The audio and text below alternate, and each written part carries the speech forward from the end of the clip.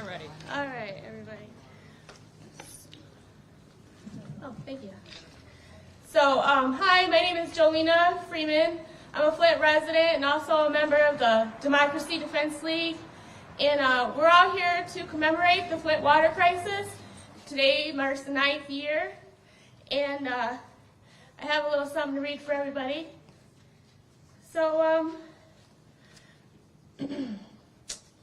okay, so this morning we're gonna have speakers give quick overviews of the issues in Flint that Flint residents are going through, and at the event directly following, more information and details will be available.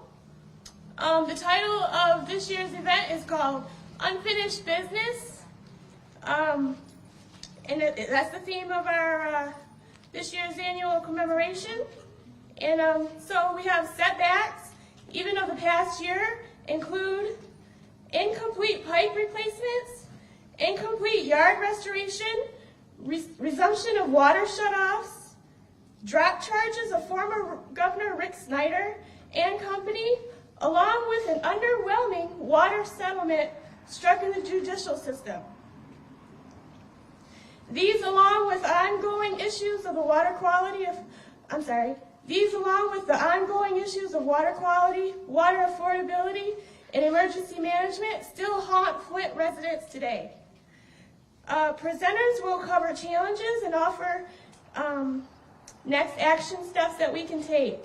Resource tables are available for residents needing assistance with water bills, foreclosures, utilities, home rehabilitation, mental health issues, and more.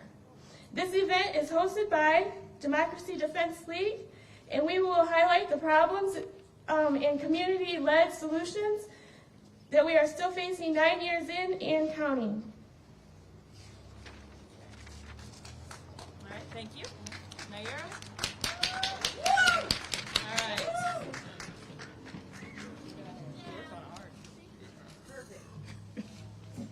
Tisha Nair Sharif. I'm the director of Flint Rising, and we still have a water affordability crisis in the city of Flint 9 years in. We'll know like tomorrow during the city council budget hearings at what percentage rate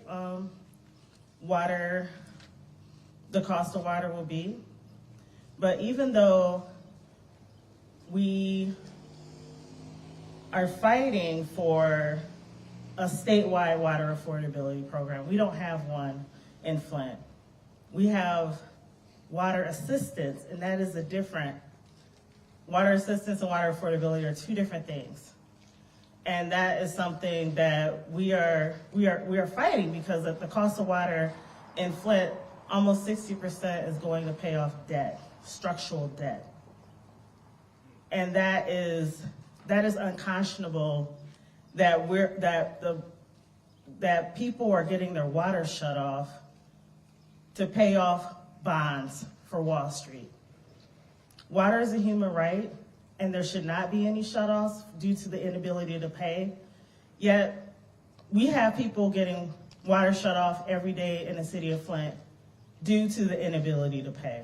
And even though we had a $300 credit through ARPA, a credit is not enough to tackle the costs of people not having water in their homes. Right. Yeah. It's not enough. No. And then once the credit ended, water shutoffs immediately resumed. That ain't right. It's not right. No. It is unconscionable. I live by myself, and it lasted, I want to say, 4 months, which is not enough. Like the fact that $57 a month is just going to the fees, and that's just me by myself. And this is something that we are still struggling with in the city of Flint. Right. Thank you. All right. Yeah, thank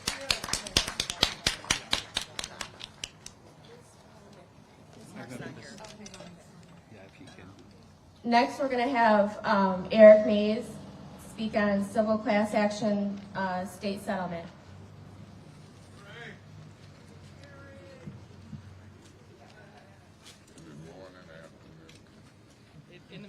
I don't know if it's morning or afternoon, but it is April 25th, 9 years later. So I'm glad to be here today surrounded by people who we fought with during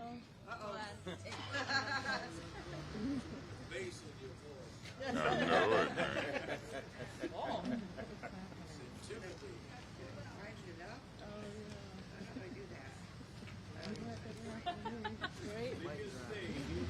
Interesting they did that when you were Right. Smile for the people. Remind me of a council meeting. Yeah, but I'm glad to be here today surrounded by people 9 years ago when we protested and raised the issue. And so the subject matter that I'm speaking on today is the objections and the protests we had to the specifics of the water lawsuit settlement. 600 million. Me and Mayor Weaver and others thought it should be 1.6 billion or more. We believe that there shouldn't have been a $1,000 cap on certain grown folks in residence. I even look at the category of distribution for children, 6 and under. Maybe a high percentage of the money will go there. Whatever age they would be now, if they were 6 then, they'd be about 15 now.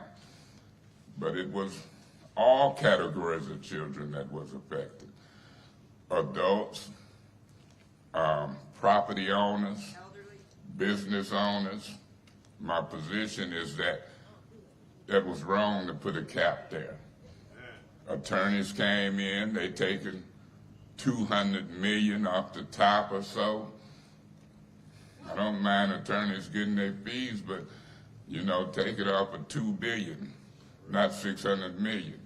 You had politicians, we in office in the middle of our fight, they agreed to settlements that shouldn't have happened. I don't care if their name is Gretchen Whitmer, Neely, council people. We worked too hard to be shortchanged on a settlement to try to put a close on it. And then on top of that, when will it pay out? Will it pay out last year? No. Did it pay out? Will it pay out this year? We don't know. Or will it pay out next year? Will there be other defendants who will make it up to the grown folks and residents who was capped off at $1,000? After attorney fees, as folks wait anxiously, a lot of people might be disappointed when that check is only $600, $700, $800. So we'll continue to object to that. We'll continue to fight for justice and equity in the civil settlements. And that's just one of the fights 9 years later. Thank you so much.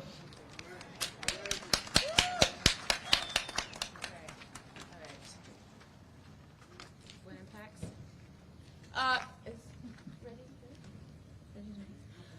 Okay, so next we're going to have Mona Yunus speak on environmental transformation, or from the environmental transformation movement in Flint for environmental justice. Hi everyone, my name is Mona Monroe Yunus from the Environmental Transformation Movement of Flint, and I want to talk about the water crisis in the context of environmental justice and how it links to these other things as well that we keep experiencing in our community.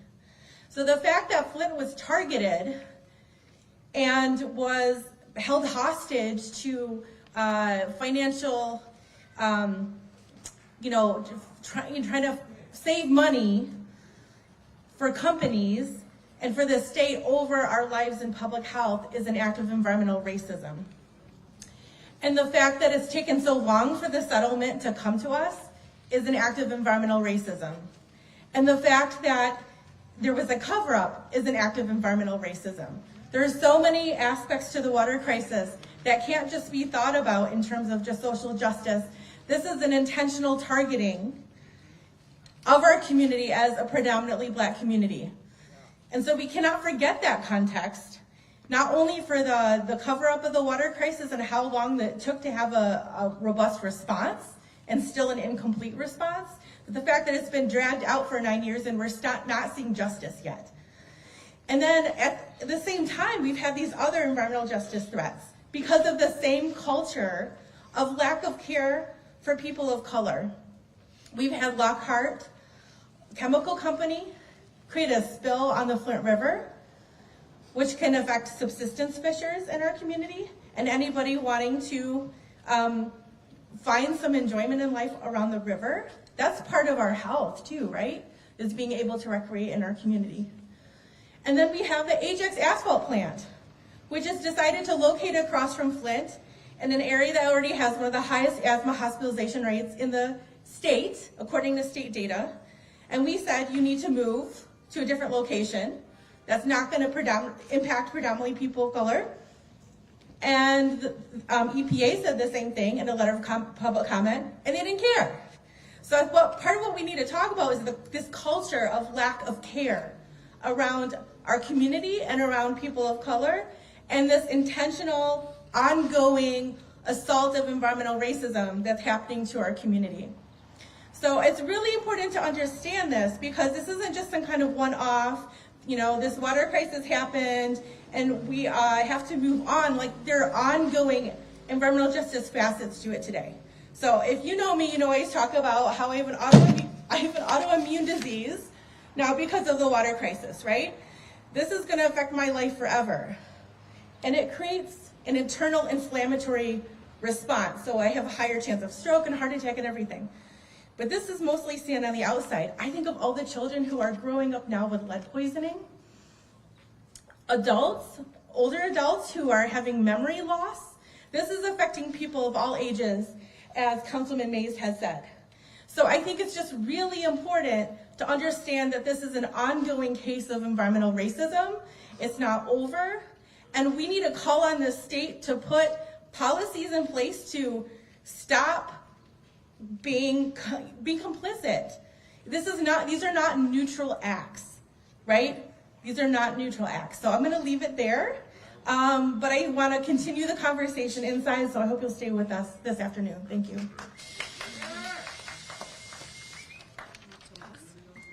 Thank you, Mona. Next we have Tomas Tello from the Flint Public Health Youth Academy, or he's a Flint Public Health Youth Academy intern, community advocate, youth impacts and barriers facing the Latinx community. Good morning. Can everyone hear me all right? Well, hello everyone. My name is Tomas Tello, and though these are very troubling, you make this taller, sorry. But though these are some very troubling times for our community, it's just great to see each and every one of you here today to express your concern and care and willingness to engage in proactivity for the next generation, for the other youth that are out there in the community.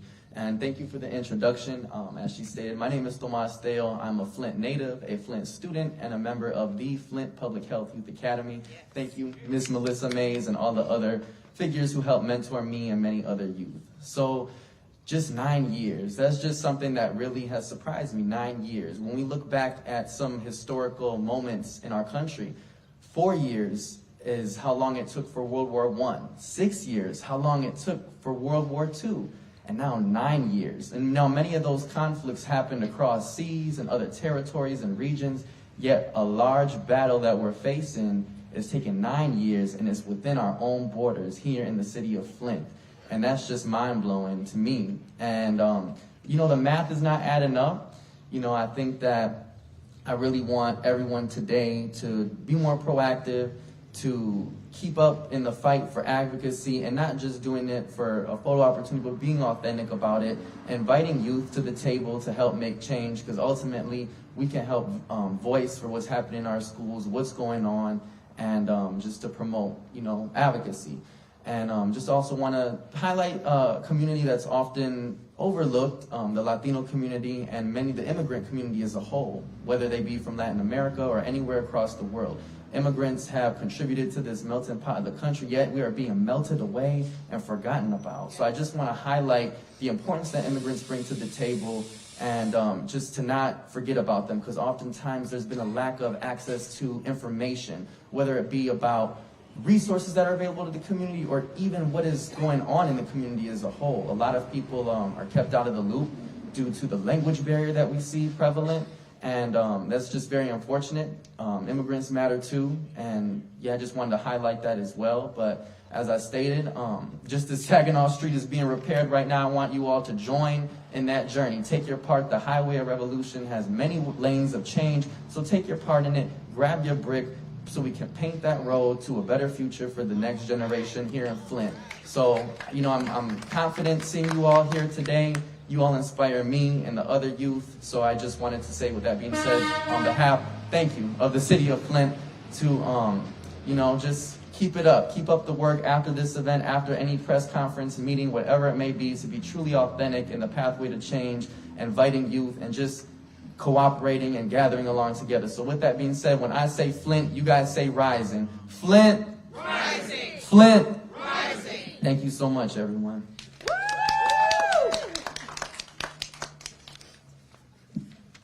Thank you so much. Next, we have Brother Jaleel with the Peacekeepers Global Initiative, Flint Chapter, Unity and Peace. Yeah. Thank you. Good afternoon. Peace to everyone that is here. We're standing here on these grounds 9 years later after a conspiracy was took on to poison the water of the city of Flint and its residents. And those of us who've been here from the beginning, who lived in the city of Flint and who suffered from the water, we're still suffering, not only because of what took place, but because the people who are in charge and the people who are invested or divested in this conspiracy are moving like turtles and snails. And then we have those outside of them who refuse to unite and work together for a common goal in order to bring about a change that harms everybody equally, no matter who you are, if you're a resident of the city of Flint. So I implore us to put aside all differences, put aside all egos and pride, put aside what you think is right and what you believe to be right, and stand on what you know is right. And that's that every human being on the planet deserves to have clean, pure flowing water come into their home, take a bath, wash clothes, and feed their children. Now, in closing, I just want to express, some people know, but a lot of don't know. When the water crisis hit 5 months later after we switched to the Flint River, my daughter was diagnosed with leukemia. She was on leukemia. She was taking Vincristine, which is a liquid form of chemo, for 3 years.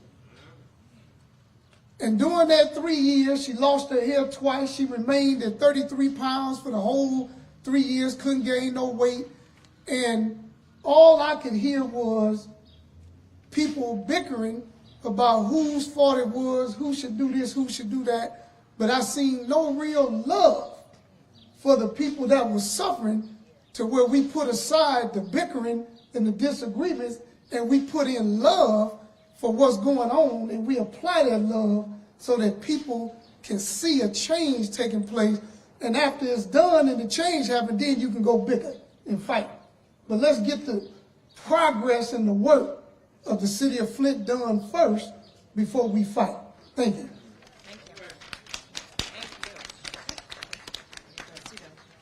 Thank you, Jaleel. Next, we have Laura McIntyre. She'll be speaking on emergency manager law. She's also from the Democracy Defense League. She's a Flint resident. And, yeah, here she is. Hello, thank you. Thank you so much, everybody, for coming out, even though it's 9 years later and it's way too long. Again, Laura McIntyre, native of Flint and a proud member of the Flint Democracy Defense League. So, in the beginning, there was Public Act 101 in 1988, then Public Act 72, then Public Act 4, then 72 again, and then finally Public Act 436. What do these have to do with Flint? Well, they're all Financial Emergency Manager Acts. And from the inception of the water crisis, we have been calling to eliminate these acts. Why? Because they were pivotal in creating the water crisis. In fact, one could argue that it is the cause or one of the causes of the water crisis. So how many attempts does it take to subvert the will of the people and eliminate the democratic process? These public acts effectively eliminate democracy, privatize and outsource our public resources. They undermine collective bargaining and workers' rights, and most devastatingly of all, especially for the residents of Flint, they transfer publicly owned assets to private and corporate interests. And they're supposed to be done for financial reasons, but often these assets are sold for pennies on the dollar to the lowest bidder, not the highest. This was ostensibly to save money or balance the local budget, but of course we know that is not the intention or the outcome. Instead, what the people of Flint were left with was even more debt, an illegal bond deal and repayment plan to chase JP Morgan that continues to take over half of the water and sewer bills that residents pay, and the privatization of the majority of the city's assets, including our Santa Claus, and most devastatingly of all, our stake in the Great Lakes water rights. In other words, they effectively privatized and gave away the people's right to water. 9 years later, we are still repaying the illegal bond deal to chase JP Morgan. Our water system is still not stable, nor are we assured that it is 100% clean and safe.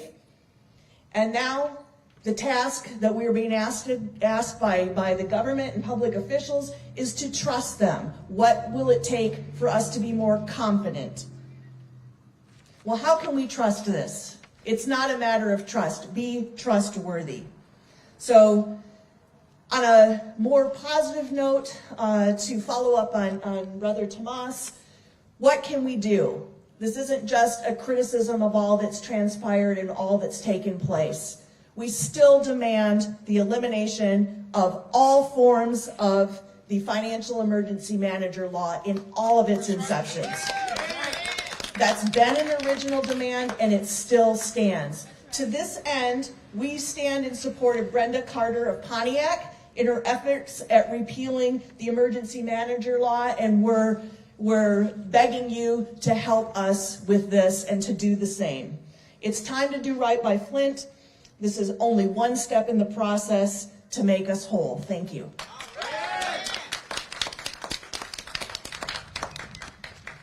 All right, great job, Laura. Thank you.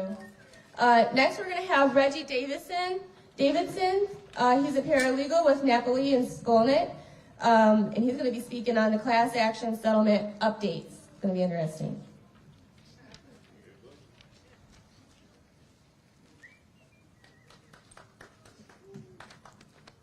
Good afternoon.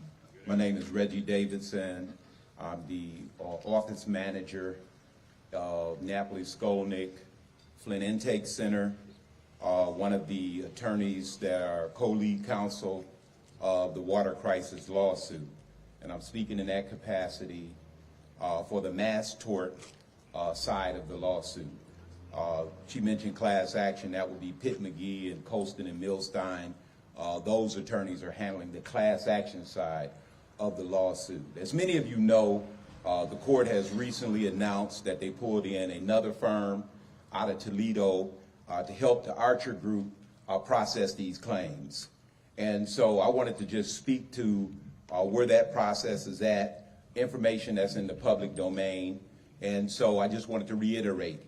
So we're at a stage now where the court is supposed to be issuing out letters beginning at the end of this month to residents that have deficiencies with their cases. Out of the 50 to 55,000 cases, claims that are currently being processed, a significant amount of those claims are still incomplete. And the court will be issuing, to our understanding, deficiency notices, and the court will be issuing a timeline.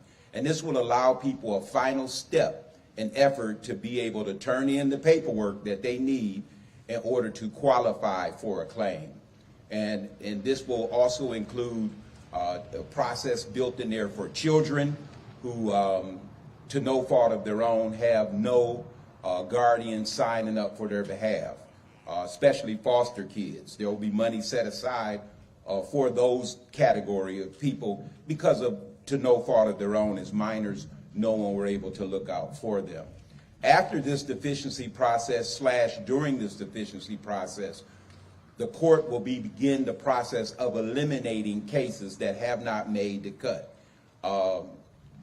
Contrary to popular belief, just because you signed up do not mean you automatically will get compensation. One of the fallacies throughout the course of this lawsuit is the term automatic. Now, do I believe as a person from Flint that everybody in Flint should have been compensated? Absolutely. Make no mistake about it.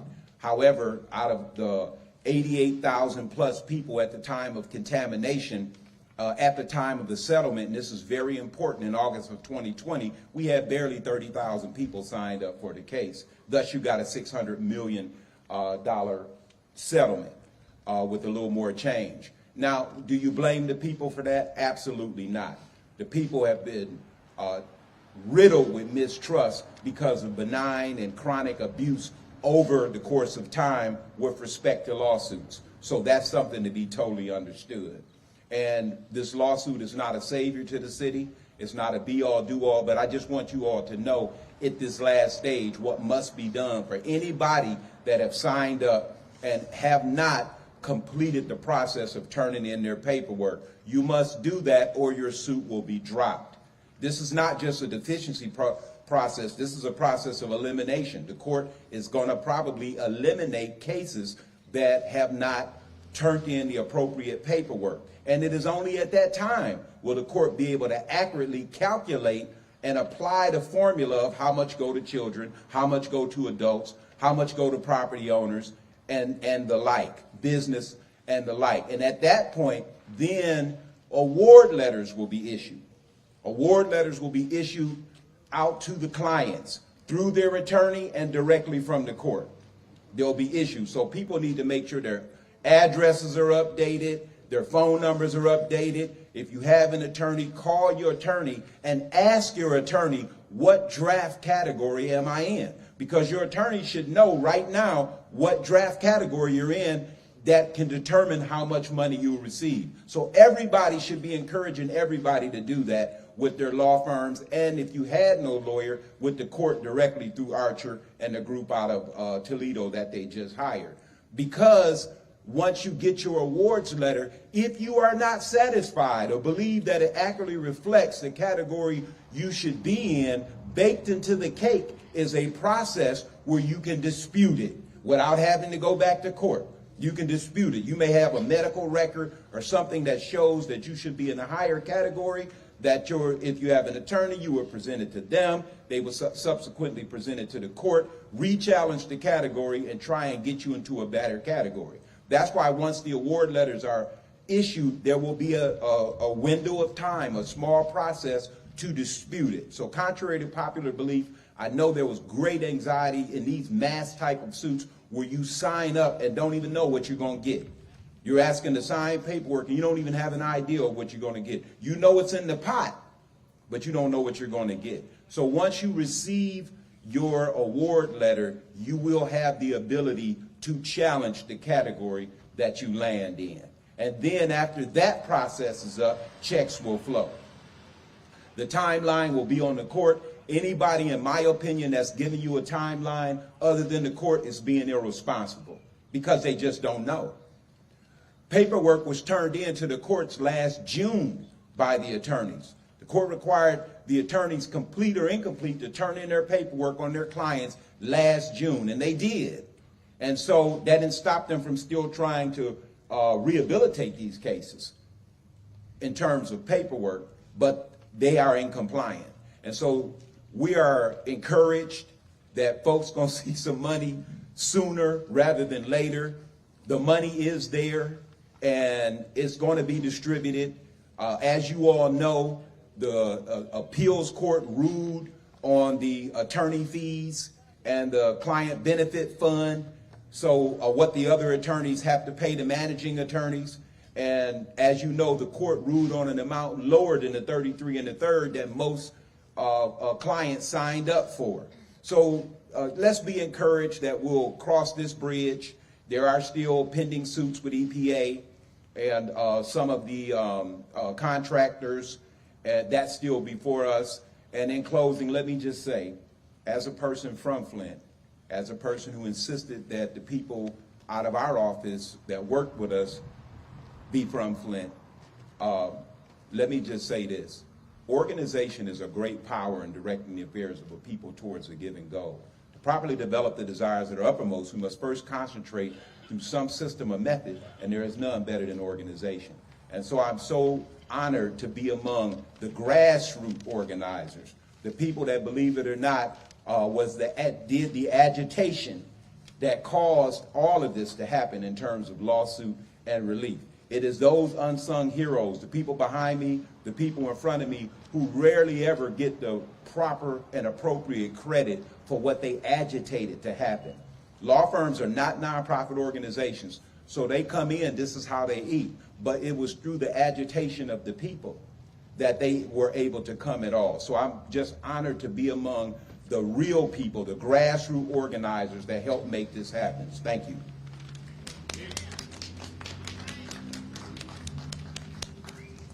Thank you, Reggie. That was very informational. So next up we have Mark Fancher. Did I say it right? Sorry. He's with the ACLU, and he's going to be speaking on emergency management. No. Oh, I'm sorry. I'm sorry, not emergency management. Class action. What are the water rights? Water affordability. Water affordability. Sorry.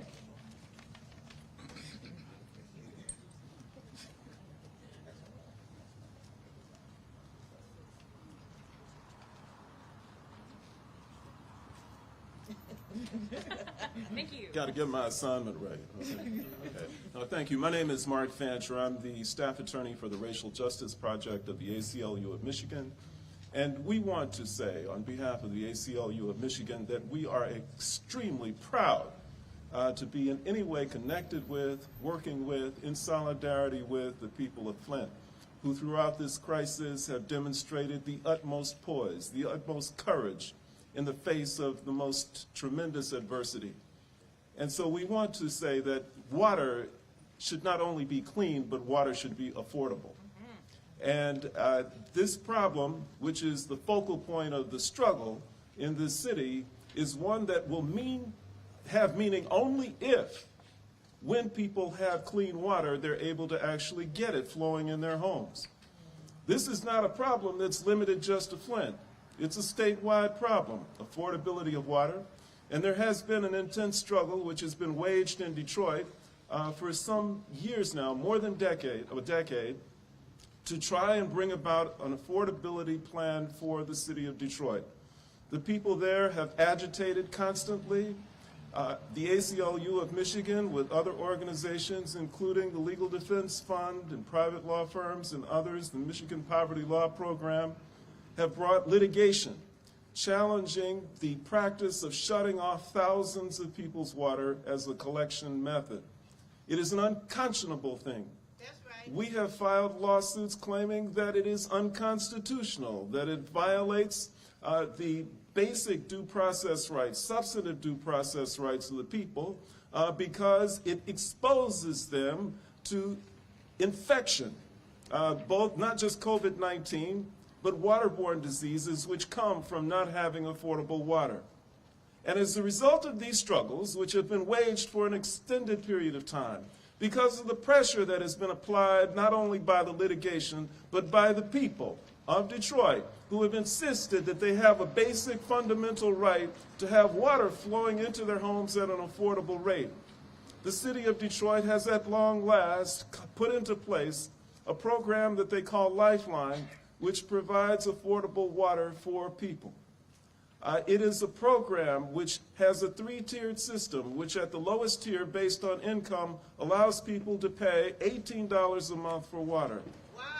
What it does also is for the arrearages, for the amounts that people were unable to pay for many years because they were poor, because they were sick, because they were disabled, because they were elderly, and they were unable to pay market rate for water. The amounts that had been building and building as unpaid debt have been wiped clean.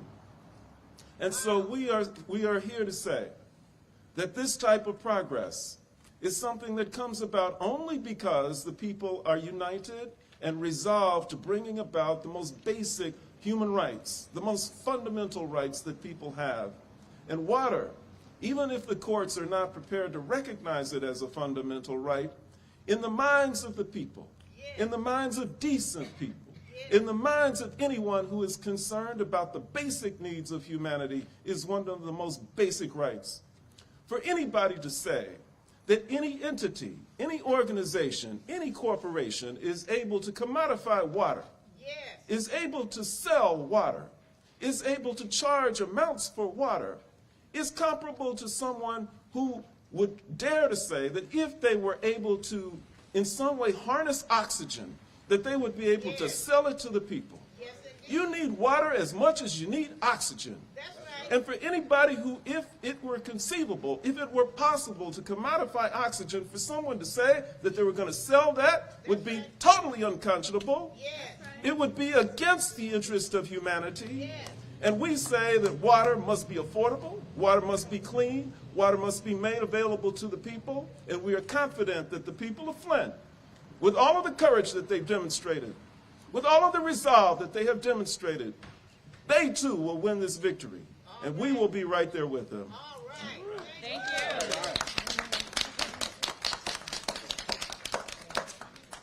Thank you so much. Next we have Melissa Mays with What Are You Fighting For in Flint Rising, and she's also a Flint resident and a plaintiff in the lawsuit. Status of unfinished service line replacement and property restoration, and what residents can do.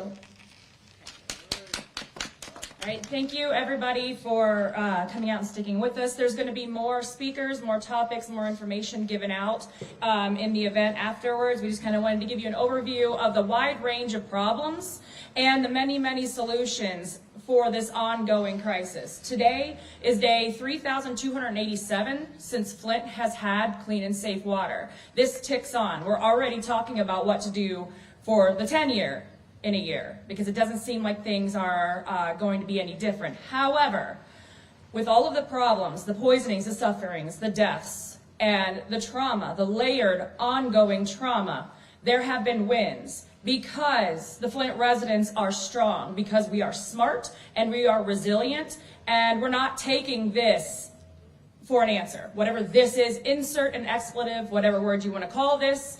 We're not taking this. We're not taking this bad water. We're not taking this $12, this little piecemeals of things. We're going to keep fighting for what we deserve to make Flint whole, because only the residents of Flint know what justice means for us and what we need to live safe and properly, respectfully in our own homes. That being said, one of the wins we have had that has turned into an ongoing kind of nightmare for me and many, many residents is in 2017, we actually won. Flint residents made history along with the Natural Resources Defense Council, ACLU of Michigan, and Concerned Pastors for Social Action. We actually won the first Federal Safe Drinking Water Act case settlement to force the city and state to replace the lead and galvanized steel service lines, not just at the curb, but all the way up to the homes of the residents. Also included is restoring the properties, your yards, your sidewalks, and your driveways, and the streets after the construction is done. It also includes free lead and copper testing that is available up until a year after the last service line is replaced, which was supposed to be finished in 2020.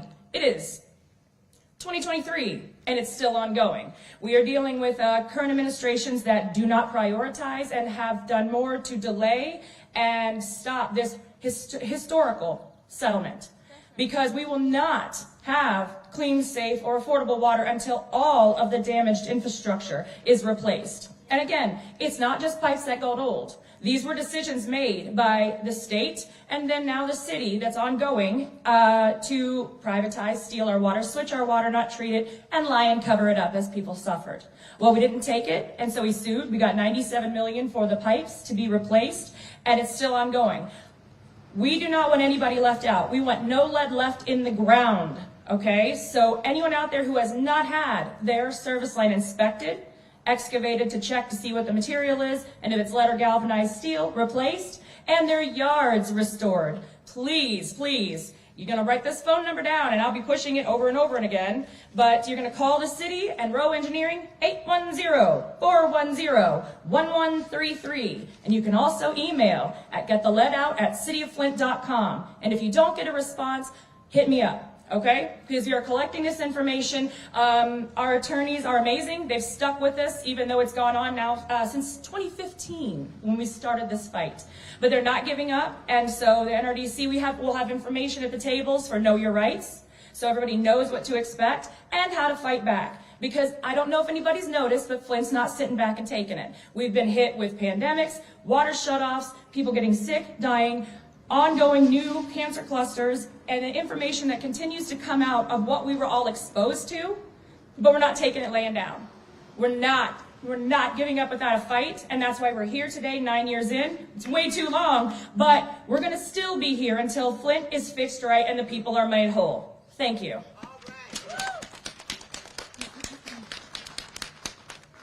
All right, thank you, Melissa. And thank you to all the speakers. Oh, I'm sorry. We have one more speaker. Dwan Robinson with Black Lives Matter.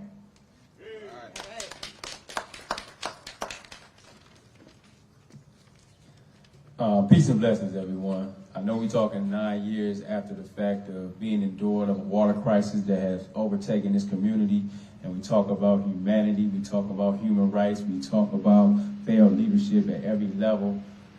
We're talking about something that we shouldn't be talking about. It reminds me of the fact when my grandfather, who says he's living through me during these times, and vicariously through me during these times, when we talk about things like police brutality and issues like policies and procedures that hasn't been done with or dealt with. We just got to be honest with ourselves, right? We have been fighting for a long time, and people ain't hearing us. And I think we always wait on for people to do the work for us, but unfortunately, they're not working for you. So we have to understand that there's some measures that we have to continue to take, because it was the activists who played a key part in making sure we're moving these policies, raising awareness, getting folks to move, and getting people to come in the city to do something about it. So I just want to speak to the heart of the people when we talk about us, right? We resilient folks, right? We don't die, we multiply, right? And for all our fallen soldiers that played a part in this role, we're going to continue to keep carrying on this torch because they depend on us. This future generation, the young people and leaders that's out here waiting for young, older folks to be able to do the work is still waiting for us. And if we don't start making a difference now, then we'll be all gone tomorrow. So I want to be honest with self, right? Keep fighting, stay diligent, continue to keep working alongside with each other, because at the end of the day, we all play a part in making this thing right. And if we don't start doing the things that's necessary, right, and being honest and saying like, okay, well, we got to hold folks accountable. We got to put the right leadership in place to do the work. We got to continue to not stand by and just be waiting for photo ops, standing at the press, but make sure we do the work day in and day out. And that's what counts.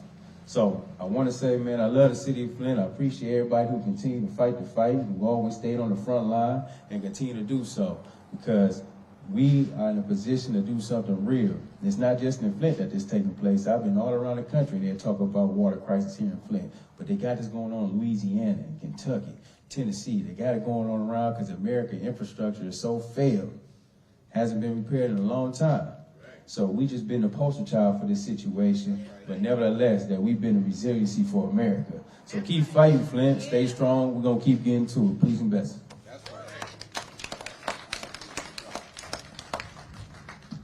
Okay, well, I guess that's about it, everybody. I just want to say thank you for everybody, or to everybody for coming out here and listening to what we all have to say and still standing up with us residents here in Flint. We've come a long way, and who knows when this is all going to end. And we would also like to thank the People's Church for allowing us to have our event here. And we would also like to thank Jazz on Wheels for their awesome band playing and equipment and everything. And you guys are awesome, so thank you. And we're going to be going inside, and we're going to have the rest of our event. If you all would like to stick around, we'd love to have you. And if there's any questions, if anybody has any questions, anybody up here? Yes.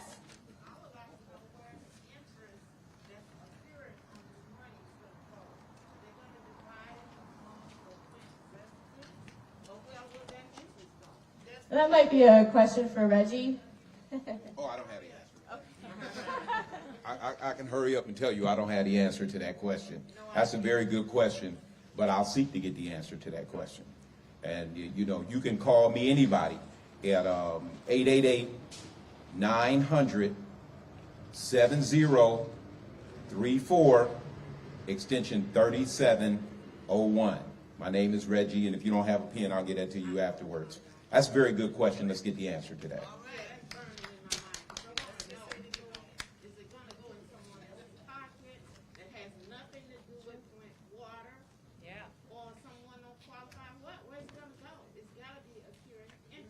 Yes, thank you for your question. Appreciate it. Anyone else have any questions?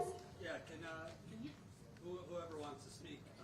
Many years ago, the national media basically said the water is safe again, according to the EPA.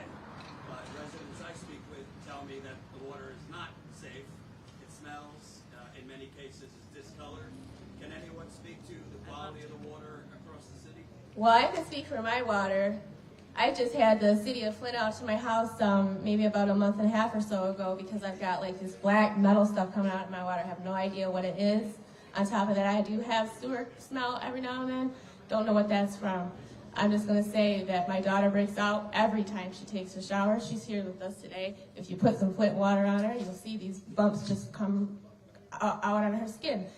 And now we have a grandbaby, and I'm worried about how she's going to do and fare with this water, and I'm sure there's plenty of stories like mine here. Yeah, I'll tackle this question. This is like one of the issues that it's a failure at the federal level because we have the Lead and Copper Rule under the Safe Drinking Water Act. We don't have a Safe Bathing Water Act, or we don't have a Safe Cooking Water Act. And like these water tests are a snapshot in time. So it's basically at that particular time, when you did that draw, this was the result. Like it doesn't measure what happened the day before or the day after. It's almost like when you go to the doctor's office and you get your blood pressure, that was just there. And a lot of people, like when they get their blood pressure taken, they're like, oh, it's slightly elevated because you're nervous because you're at the doctor's office, you know, like the anxiety is raising it. And so like, you know, I would say like this over-reliance of like this one test from, you know, like this one house, you know, like is just something that we have to like, I guess, understand like the nuances in it, because like even the test, like it just measures like a very limited like result. So like it's not going to necessarily measure the smell or the coloration. It's just, you know, like under the Safe Drinking Water Act, the Lead and Copper Rule is just measuring lead and copper. And I was like eyeballing, I see Dr. Laura Sullivan, who is behind you, Jordan, that you could. Laura, do you want to come up? Yes, come up, Dr. Sullivan. Let's give Dr. Sullivan a round of applause because she could have been up here too. Speaking. So, in addition to testing the water from time to time because they're required to, and reporting whatever it is we're reporting, and please don't ever think that the people of Flint have any reason at all to believe or trust the numbers that are reported. In addition to that, we are having main breaks, water main breaks at record numbers still. And every single time there's a water main break, there's an added risk of contamination of the water from bacteria. And we already have low water pressure in general.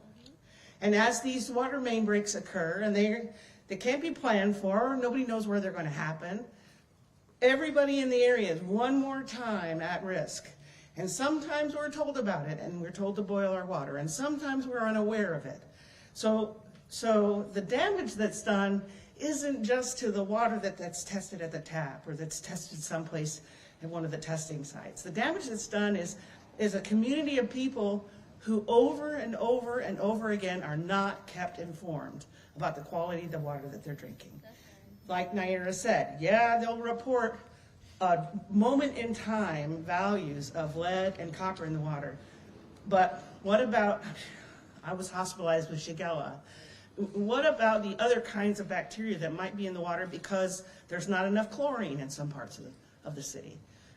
And all of that is still a result of pipes that were corroded, of infrastructure that was broken. So it's so much more. I mean, it is lead, absolutely, but it's so much more than that. And we're still having to rebuild and fix and repair things that aren't even covered, like all these pipes that continue to fracture. So, no. We don't trust that the water's safe, and there's absolutely no evidence that there is inconsistency to the water or that we can trust that it's safe. Yes, thank you.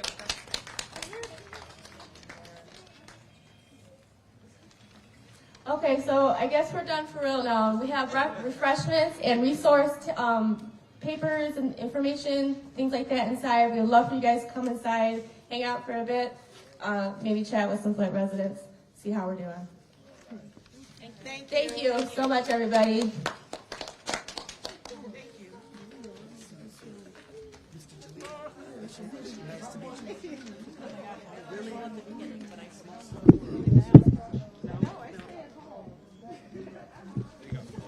Give us just 1 second, guys, to become mobile. Give us a minute or two so we could become mobile. We're going to be covering the event that's going on inside, which has more residents speaking. We're also going to be interviewing residents as well as others here. So keep smashing the like button. Share the live stream so we can get this out to more people. Sadly, as you can see, there's not a lot of other media attention on the still ongoing Flint water crisis. So that's why we need you to help us get the word out that this is still going on.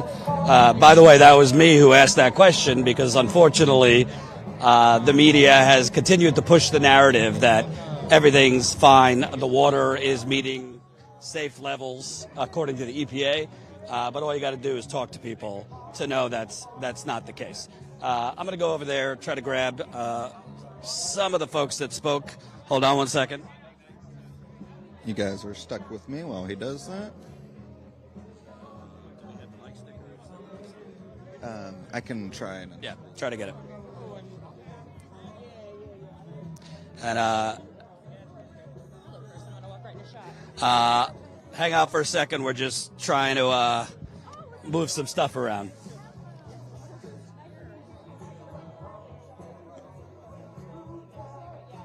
Good.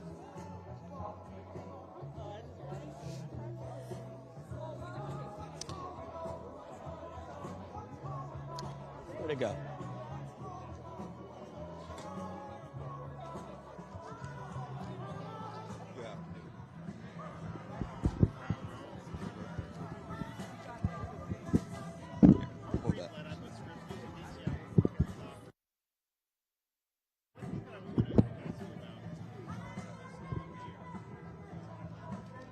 All right, hold on 1 second. and smash that like button, share the live stream. I know there's a lot of other news going on, but we are here in Flint, 9 years today, 3,287th day of this water crisis. 3,287th day. Don't let anyone tell you the water is safe here, as you will find out as I talk to residents and others. And let's be clear, no one is in prison. No one has even faced a jury. So if you're watching from East Palestine, if you're watching in other communities that have suffered, whether it be lead, whether it be toxic chemicals exploded on a train, arsenic, chromium, PFAS, which are the forever chemicals, aluminum, mining, fracking wastewater, whatever it is, if you are watching from places that have your own environmental crisis, you need to pay attention, because Flint could be what's happening to the people in Flint, and the lack of justice can happen to you, because the playbook for getting away with it is Flint. So that's why we keep covering this. But let me see. I'm trying to speak with the councilman, but in the meantime, yeah, I see him.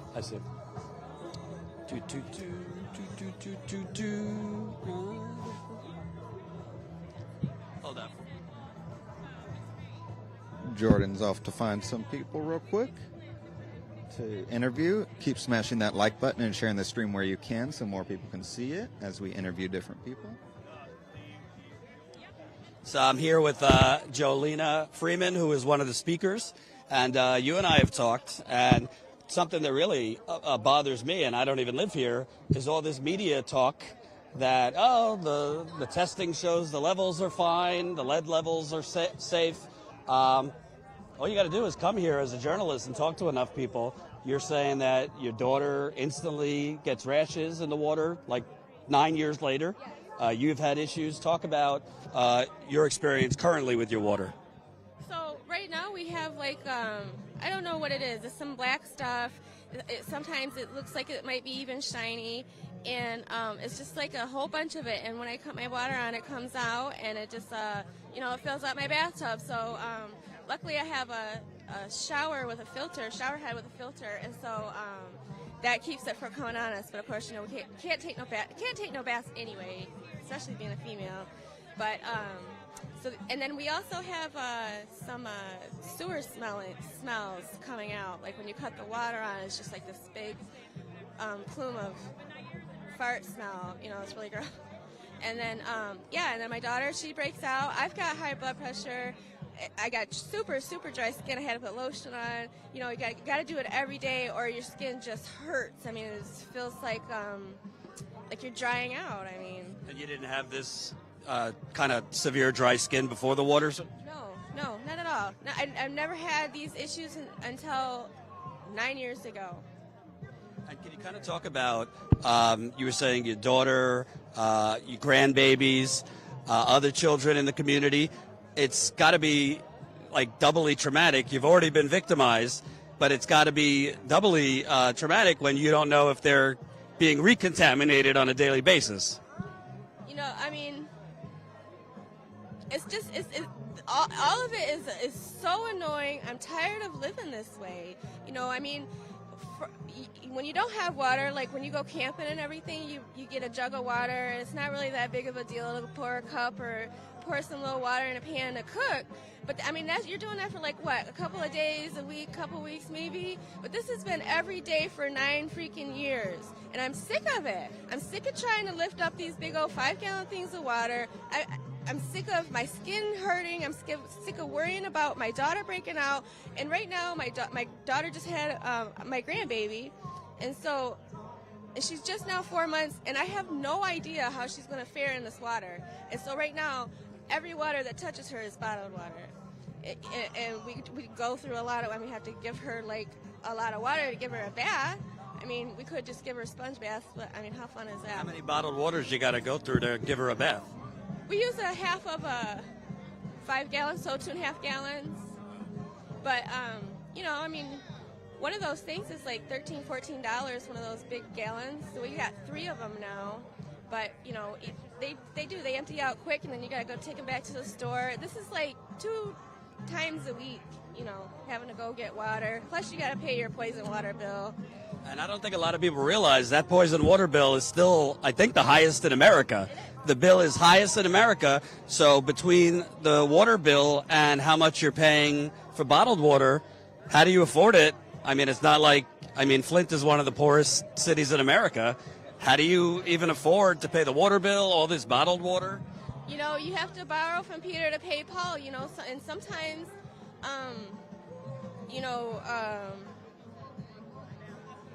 things get cut. You have to cut corners. You got to figure out how you can save money. I mean, I don't even make $1,000 a month, and I've got, you know, a family to feed and to get water for, and, you know, I'll pay my bills and everything. You know, I've got like a very high water bill. You might be shocked at how high my water bill is. But, you know, eventually I've had to pay it. But, you know, I was one of the residents who refused to pay at first, because we was like, you know, we're not going to pay for no poison water. But eventually this new administration was like, well, if you don't pay for your poison, we're going to cut you off. And, you know, I still need the poison water for certain essentials, and I couldn't, you know, afford to get it cut off. So now I'm even more broke every month. Can you talk about, I don't think a lot of people realize, this has been a legal nightmare. You had an investigation going on in the first few years. They charged a lot of people. It looked like there was some momentum. I mean, my reporting indicates they were building a case against the governor for involuntary manslaughter. Then the current attorney general came in. She fired all of them. She said they were incompetent. She restarted from scratch in 2019. I mean, it's been a disaster. She charged a bunch of people, and now the Michigan Supreme Court basically invalidated all those charges, saying that her team did it the wrong way and violated the Constitution. And as far as I could tell, a lot of the statute of limitations for these crimes, most crimes in Michigan, felonies, are 6 years, so they've already passed. The only one that might still have the chance to charge is involuntary manslaughter, which is 10 years. So they only have a year left on involuntary manslaughter. Can you kind of talk about the lack of justice? I mean, not even like the low-level sacrificial lamb has been charged. Nobody has been charged. Nobody's even faced a jury yet. I mean, I don't know how else to describe it other than it's just, you know, a shitty deal. It's crap all the way around. It's crap for the residents, you know, and I mean, how do you be a city that's poisoned? You got people who have died here, people who are still continuing to suffer, and no one's been charged. I mean, it's just like, it's a free crime. They did it for free, they get away with it, and F the city of Flint. So I don't remember who, but somebody said there was that show, How to Get Away with Murder. This is How to Get Away with Poisoning. Yeah. I mean, they definitely got away with it, and I'm pretty sure that they're not going to get charged. And, you know, I do kind of have to say that I feel like the attorneys that were prosecuting, I don't know for sure, but it seemed like they must have dropped the ball, because I've read a lot of comments from other attorneys across the nation on different articles, and these attorneys are wondering, why would they even try that, even try a one-man grand jury when, you know, that's not something that is Usually done. Right. And especially with that many defendants. And so, you know, it just sounds like they dropped the ball to me, and, you know, they got upset when we invited them to come and talk about the lawsuit. But they... Could I have your attention, please? Could I have your attention, please? Hold on one second, folks. Amen. We're supposed to have symbol on the inside in the sanctuary. But it seemed like the interest of the water, and I don't have no problem with that. But I'm on program to do the opening prayer for the other program on the inside. But since y'all won't come on the inside, I had to come on the outside to get your attention. So we're going to have a word of prayer. Amen. What we have heard has been good information And somebody asked me, Reverend, what you think about this press conference? I said, it's a great thing for us to get together. That's the problem in Flint. We're disconnected by classes, education, excuse my French. But we got to come together. And in order to solve these problems, we're going to need a greater power. Because the scripture says, be not conformed to this world, but be ye transformed by the renewing of your mind. And this is where it is humanistically. So we're going to ask a higher power to give us that power that we need when we come together. And when we as a people look to the hills from which our help cometh, then he will heal the land. So let us pray. Precious Lord, we thank you for this day. We thank you for this hour. We thank you for your Holy Ghost power. You woke us up this morning, started us on our way. And we just want to say thank you for allowing us to move and have our being. It was you, Lord, that watched over us as we slept and slumbered all night long. But here we are standing here asking you to lead us, heal this land, solve this water problem that we have. So many children are sick. So many adults are sick right now because of a man-made situation. But you are a great God, and we love you because you allowed us to move and rise one more time. Shower your blessings on us. Help us. Lead us in the way that you will have us to go. And we will give you the praise because you're worthy to be praised. And all the church said, amen. God bless you. Okay, that's the one and only religious part of our program today. Hold on one sec. You got a minute? I'm with Councilman Eric Mays, who represents the Ward 1 in Flint. Let's talk about the current news. There's been a little city council activity to try and get you in a little deep water. You had some legal issues. I'm used to it. This is the third council. So can you just describe quickly for those that don't know, you left the meeting? I got up out of my council seat, went in the audience, I went to the bathroom. I'm old now. I have to get up every hour, half hour on the hour. And when I come back, they call themselves refusing to let me in the meeting and had the police arrest me for returning to my elected seat. We went to court today, and you know, I had represented myself in front of a jury. I didn't do something right, but the jury found me guilty of disorderly conduct for getting in and out of my seat. And the judge said today on the record, Councilman Mays was right, and he could return to his seat based upon the rules of being excused and coming back, and the council was wrong. Those council members and the chair who kept him out of his seat, but, you know, in line with the jury verdict, she gave me a $150 fine and 6 months telephone and so-called in probation. So basically you got in hot water for going to the bathroom without permission from the hall monitor. I did have permission, and the video shows it. That's what the judge seen. She seen the video of the meeting. I verbally asked to be excused, and I was verbally excused by the chair. The chair, Ms. Herkenroder, one of the new council people, lied under oath and said she didn't excuse me. The video, according to the judge and according to you and everybody else, speaks for itself. She did excuse me, and we filed and said she committed perjury. Even at one point, the judge said on the record it was perjury, and the jury convicted me on purged testimony.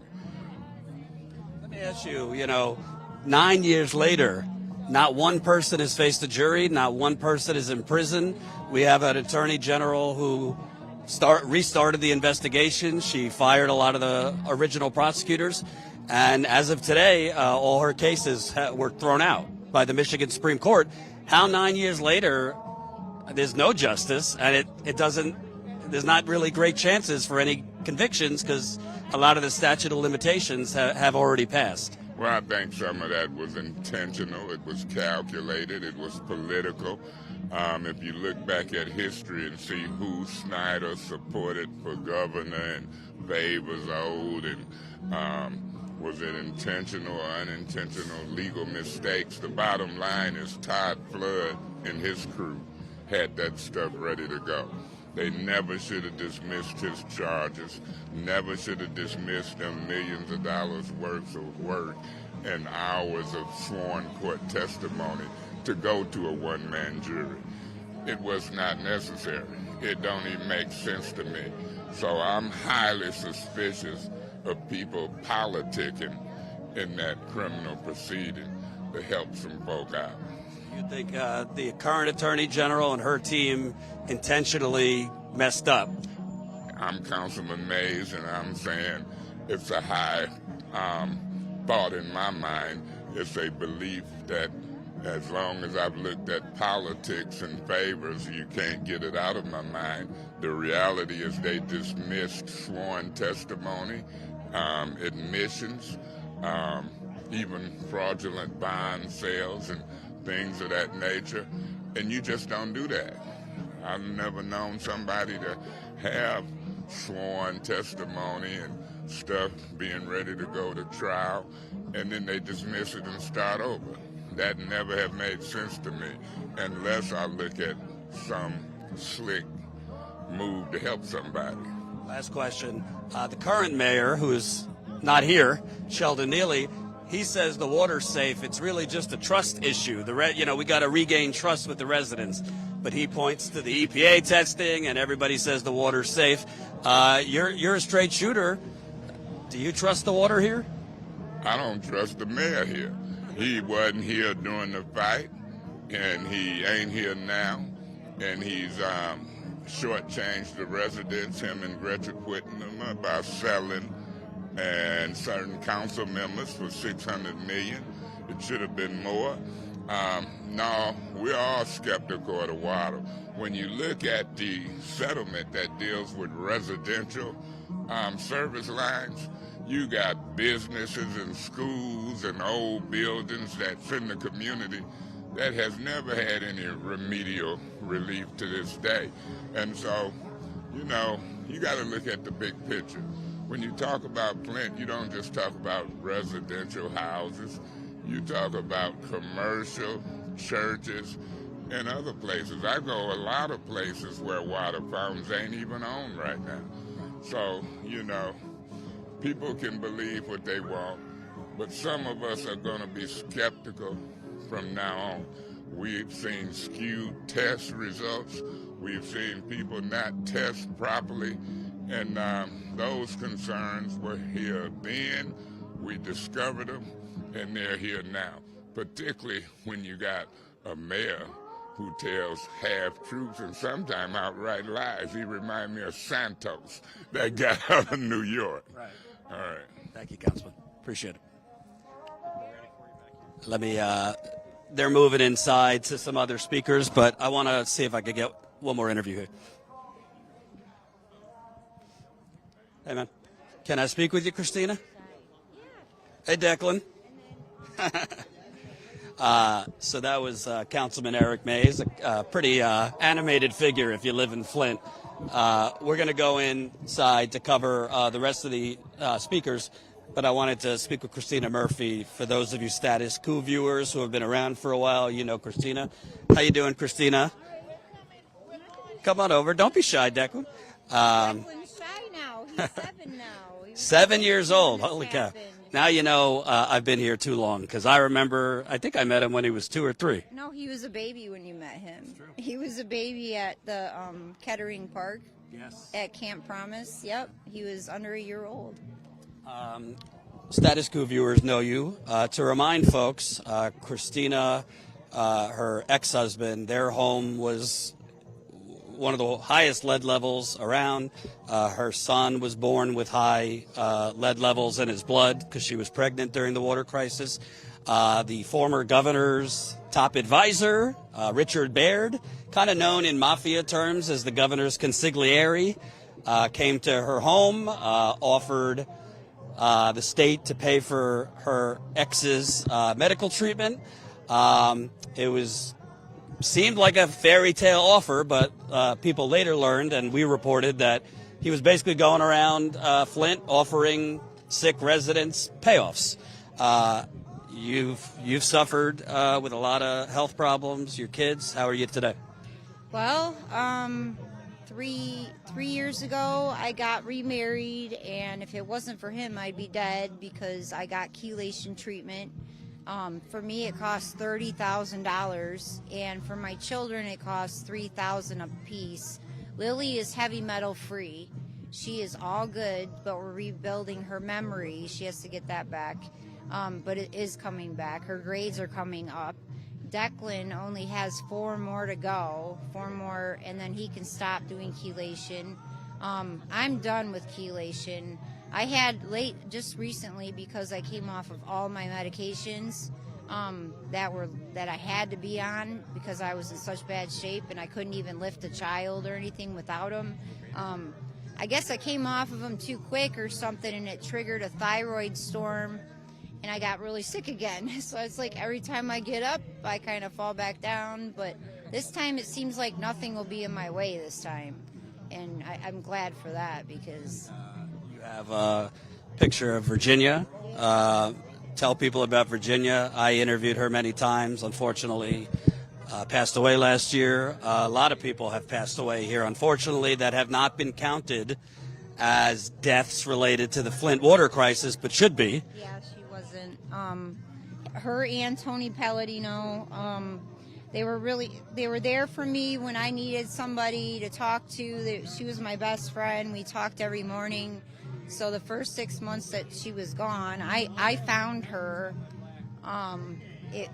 It's still hard. I mean, she was my best friend, and that's even closer than your mom sometimes to some people, because that's who you tell everything to. And she needed chelation treatment. We were trying to get her in there with her daughter, and it just never happened. And she was always here fighting for Flint, trying to just stand up and be here, even though she was pushing 70. She died right before her 70th birthday. And I don't really... And people should know that her health was just... Her hair. Her health went to shit after the water crisis. She lost a ton of weight. Yep. A lot of her hair came out. Her health problems were 100% related to the water. Yeah. Tony, who was known around Flint as kind of the original Flintstone, he was with his megaphone at all the protests, going to the Capitol, always pushing. I don't think I ever covered a Flint event where he wasn't there or one of the top activists. He died last year, too. And, his health went to hell because of the water, too. So the state never had a health registry in the beginning. So a lot of people are dying here at relatively young ages of cancers, liver problems, kidney problems. I have liver problems now. They just found that my liver was having problems. The thyroid might have caused it, but I hope that's it now. I hope I'm done, like I said, and the numbers keep going down, but I'm not in the clear yet. I have liver, thyroid, and heart issues now. You're not old. I'm 42, and this started when I was 34, 35. So I'm never going to get those years back, but I pray every day that I'm still going to make it through this, because there's got to be somebody that can come out of the other side so we can make change for real. Because look, it's been 9 years and not a damn thing's changed. Sorry. But it's true. All the mains aren't changed. You change 1 or 2 mains by the college cultural area and say, oh, look, we're doing something. That's nothing, because you have to do the indoor plumbing as well. That's all messed up too. So if you don't do both, you got to have filters, you got to have indoor plumbing changed, because Before my filter, it still comes in 141 parts per billion. So the mains have to be changed everywhere, not just on the main streets. And they've only done like one main street. I think that's really important because the national media has only really reported that, oh, they're changing the lead service lines. The lead service lines are what you have from your curb into your home. But they never change the main pipes that run all over the city underneath the street, as if like they were magically pardoned from the toxic water, and the toxic water didn't corrode them. And the interior plumbing. Former Mayor Karen Weaver, she told us that when she went to Governor Whitmer and asked for money for the interior plumbing, because people's interior pipes in their home are badly corroded, she was told by the governor, we can't get any more money because the state legislature has Flint fatigue. So if only 1 out of the 3 sources of pipes are changed, you still have corroded pipes that are leaching things into the water. Can I ask you about the legal injustice? I broke for Vice a couple years ago that the governor's, basically his fixer, his henchman, had come to your home, had offered to pay for your ex's medical treatment, promised you and your kids too that he would pay for your treatment, never did. When he came after your ex, got media attention for going off at a town hall. He basically went around trying to offer sweetheart deals to the loudest residents, and it was told to me that he was trying to pay people off and quiet people. You guys were sick, so you just thought, oh, wow, the state's actually trying to help us. But you didn't know they're not going to help the other residents. How does it feel that his charges were dismissed, the governor's charges were, everybody's charges were dismissed because the Michigan Supreme Court basically invalidated the charges and said the current attorney general's prosecutors did it the wrong way and violated the state constitution? I'm so angry that they all got away with it that I'm actually studying to get into government. I'm studying to get in the inside to try to change things, but I don't know, it goes so far high up. I heard Dan Kildee's in Congress trying to ask for grant money for land builds in Flint and in other communities. He's playing it off like they're poor and they need these community centers, and it's just, now that we're all dead, and we're weaker, and it's been 9 years, they can't fight back. You see how these have gotten smaller and smaller and smaller every year. I'm beyond mad. I'm disgusted. I want to throw up every time I see Whitmer, Mona, Neely, any of them. Nessel, Mona, you know, the kids don't have autism. They have heavy metal poisoning, and you keep giving them medications that are going to make the heavy metal poisoning worse instead of better. If you just remove the heavy metals, which my doctor has told you, Mona, that if you remove the heavy metals from the children, they won't have autism-like symptoms anymore. But then she got $400 million to build an autism center. But it should be a heavy metal center. And then they also have that preschool where they look in on your kids like in a petri dish. They wanted my kid to go there. They wanted me to go on the Flint registry. I won't do any of it. I will not be their guinea pig. They will not have my information. And as far as my ex goes, yeah, it was supposed to happen for me and my kids too. But the second we got divorced, and it wasn't because of the water, the second we got divorced, they just didn't answer my texts anymore. They were like, Governor Snyder's team. Snyder wouldn't, Baird would not answer it. Richard Baird would not answer my text because I had his number. Cheryl Thompson wouldn't answer my texts. Nobody that said that they would answer my text answered anything and left us there to rot. They knew I was really bad. And you saw me. I mean, we have the videos. That's why I'm glad that we have the videos so we can see how I'm getting better. I want to ask you, this morning President Biden released a video announcing he's running for re-election, and he's using the same slogan, we got to restore the soul of America, whatever that means. I want to ask you, what kind of country can the government poison its citizens, whether it was intentional or just a bad accident? Right. and nearly a decade later, no one is held accountable.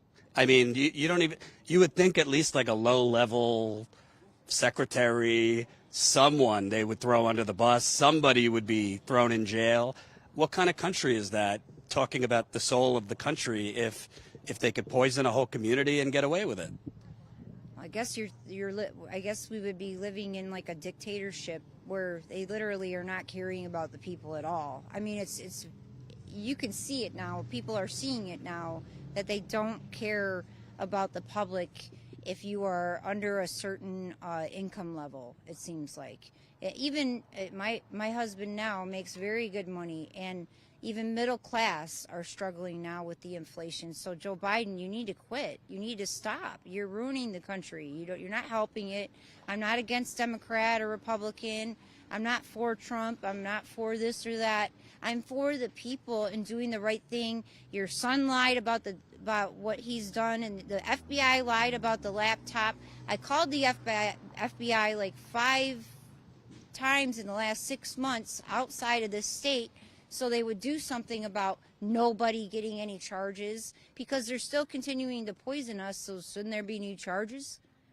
I mean, they're still poisoning us, so why isn't there new charges? But no, it just keeps getting swept under the rug. So I'm thinking that if the people don't get together in millions and millions and stop the government from killing us, they're just going to keep doing it. And I don't mean war. I mean, like, I don't know, like how they did it when the women got their rights. It was peaceful protesting and starvation, and a lot of people, innocent people, got hurt. But we might have to see those days again. All those days that we tell our kids are behind us, nope, they're going to be coming back, because there's only so much people can take. Yeah, because I've actually been talking to a documentary filmmaker who wants to do a documentary on the cover-up, and he interviewed me. We were supposed to talk for an hour. It ended up going 3 hours. And by the end of it, he said, this makes Watergate look like nothing. Yeah. This makes like what's thought of as like the biggest cover-ups in American history look like child's play. And I said, I mean, I've worked my ass off to break the story, but I think we've only broken like 75% of it. Yeah. I think between the state health department, the state environmental department, the governor's office, the attorney general's office, the banks that were involved. I mean, this is one of the biggest cover-ups, I think, in American history. And the national media has essentially just abandoned the story. The local media here, aside from coming to these things here, don't. I mean, I went to the Flint Journal 2 years ago. I asked them why they're not covering the things that I broke based on documents from the criminal investigation, and they just kind of gave me lip service. Do you feel like the media here is still digging on this, or still kind of doing their job? They're doing exactly what the mayor tells them to do, or the governor, because, well, this was the first time today that a journalist did let me talk about my treatment, but that was the first journalist in 9 years that let me talk about my treatment or anything positive that has happened to a person that is still living, because I actually had a death date, and I've outlived it by 2 years. Just so people know, chelation is when they kind of pump chemicals into your body to try and suck out the lead. They're natural. They're not they're natural chemicals. But yeah, I have a picture right here, so that way you can see it. It grabs hold of, it surrounds, and grabs hold of and pulls out of it safely, pulls it out of your body safely right here. So it goes around the mineral and pulls it out safely. It's not the most comfortable treatment, especially when you're as loaded with toxins as I was. I would sweat, I would be really dizzy, I'd sleep a lot, and lots of pain. But like I say, I'm off of all the pills, all of them. They're all gone. I'll tell you. I remember this was a couple years ago. I had interviewed you earlier in the day, and I left my laptop at your house. So I came back at like 9 o'clock to get my laptop, and you opened the door. Your face was red. I thought you were having a heart attack. I said, "What's wrong? Do you need me to call an ambulance?" And you said, "No, this happens every night." And I guess you were having like palpitations or something. Yeah. And I just left thinking, I'm sorry to say, I don't know how many more years. I don't know how many more years. I don't mean to laugh at that. It's not funny at all, but I beat it. I beat it. God's bigger than you, government, and he showed me that this chelation works, and he probably showed me because I'll do something about it. I'm not going to just keep it for myself. I'm going to work on a nonprofit, and I know I've said that for the years, but I had to take care of myself first. I have the money set aside to get it started, and when I get it going, I hope the money pours in so we can get these kids and these people that are left, you know, helped if they want help, because now it's gotten to the point where they don't trust anybody, the public. The public doesn't even trust anybody, that even if you're trying to give them something. So you have to be so delicate. And America, the dream, I call it the great illusion now. I realize now that I've just basically been groomed since since grade school, that this place is, you know, this beautiful, wonderful place, and it is, but it has really controlling, horrible people running it, like that think we're all stupid. We're all just dumb idiots that can't figure out the truth. And even me, with as much poisoning as you've given me, the government has given me, I have figured out a lot of lies. Last question. Do you have a message for, you see what's going on in East Palestine where the train exploded? I talked to residents there. They're kind of don't know what to do. You see name your place. There's contamination, whether it's train exploding, plants going on fire, releasing toxins, Flint, Detroit, East Chicago, Indiana, Milwaukee, Pittsburgh, lead, arsenic, chromium, aluminum, PFAS, which are the forever chemicals. There's so much contamination everywhere. What is your message to people that it might be new, like East Palestine? What can they do to make sure 9 years from now that they're not sitting where Flint is sitting with no justice and still contaminated water? Okay, East Palestine, I have been watching you. I cried for you because I know what it's like to watch your kids, and I heard about the nosebleeds, and if you can move, because your chemicals are airborne and waterborne, and they're all saturated in everything you're touching, where we could throw away our laundry and replace our appliances and our pipes and get a water filtration system.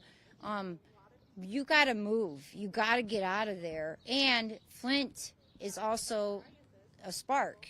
And Flint, we thought we were the spark that was going to stop this stuff. We didn't realize we were the spark that was going to get this off and going. We were the one that lit the fire, not the residents, but Flint lit the fire of that. This is coming for everyone. This isn't just here. And I don't know why it seems strategically done. And like I say, if my government in the state of Michigan is this corrupt, why isn't it corrupt all throughout the United States? And that's what I believe. I do believe that the corruption is running all the way to the World Forum, where they're dictating to Bill Gates what they want to do with us. And it's crazy because they're not even our president. They don't have no authority over us, but what they do because of the money grab during COVID is they're with all their money, they're controlling the government now. So it's no longer the government. The FBI, those people, they answer to somebody bigger than themselves. And I see that Congress is talking a lot about the border. Well, what about the poisoning? Like, I understand there's a border crisis, and that is a lot of people flooding in. It shouldn't be like that. But we've had a poisoning crisis here for over 9 years. Then it didn't just happen to Flint. It happened to other cities before Flint. There was like Washington and Pennsylvania, people that used to contact me so worried about their children. I had mothers in tears, just like, oh, I see you on Facebook being so brave. Is there anything you've learned? You know, just so desperate for answers. So what it is, you're going to have to rely on each other. You're going to have to rely on each other and family and friends. And my prayers are with you. And I love you. And together, I think if we all come together and wake up, we can do it. But it's going to take time. It's going to take years. Just like it took years for them to do this to us, it's going to take some time for the rest of the world to wake up. And farmers are already standing up in the Netherlands, and they're saying, no, you're not going to do this. So it's starting. You know, people are standing up. But if they make us too sick to stand up, you know, like I had to disappear for a while.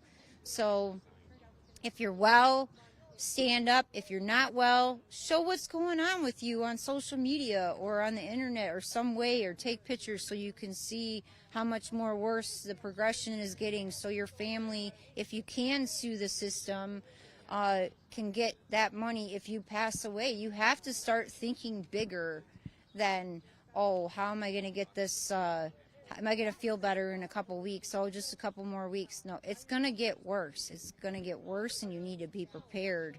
I had that thinking, wishful thinking, and it just got me sicker and sicker and sicker. And now I'm finally doing better, and I have been running into like-minded people like myself, and I really pray that one day we could all come down to East Palestine or wherever it is that gets hit by these forces and turn it around and be like, no, you're not doing this no more. Now we got the millions, and we're gonna stop it. But we have to come together to do that, and it has to start somewhere. Thank you. I'm glad you're feeling a little better. I'm glad your kids are doing pretty well. We'll keep in touch. And God bless everybody, and just hang in there. One day at a time, baby steps. Thank you, Christina. All right, so we're going to go inside. There's an event going on, so we're going to cover that, where residents are speaking. Keep smashing the like button. Keep sharing this live stream. By the way, 9 years. Today is a 9-year anniversary. Do you know that this is my 19th time in Flint? I've counted it each time I've come. This is my 19th trip here since 2016. Some of them were with the Young Turks, but most of them have been with Status Coup. And the only way that has happened is because of you. I know, I don't know how many people are watching. It's probably a low number. But thank you for continuing to support this reporting. We're going to be in Flint today, tomorrow. Then we're going to Kalamazoo, Michigan for a separate crisis. They're being polluted and sickened by toxic gas coming out of a paper mill. This reporting is really expensive. So if you could become a member today, sign up, StatusCoup.com/join. Support us for cost of a hotel, rent a car, flights, food. StatusCoup.com/join for $5 to $10 a month. If you're already a member, thank you. You could actually donate as well to support this specific trip. That's StatusCoup.com/donate. Bear with us. We got to move some equipment to go inside. What do you need me to carry? Okay, cool.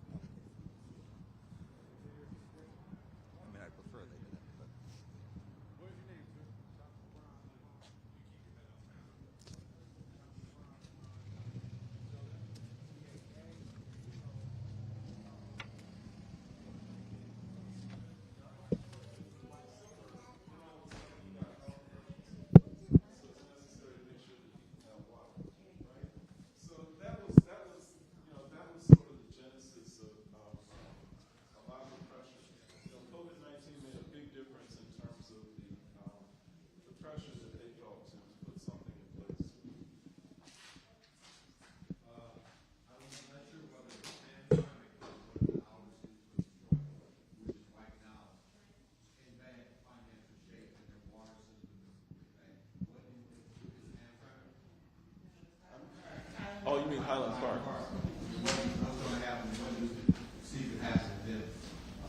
I honestly don't know. I mean, I don't know a whole lot about that situation. From what I understand, the Great Lakes Water Authority has a debt that they're insisting that the city pay, and the city is considering going bankrupt.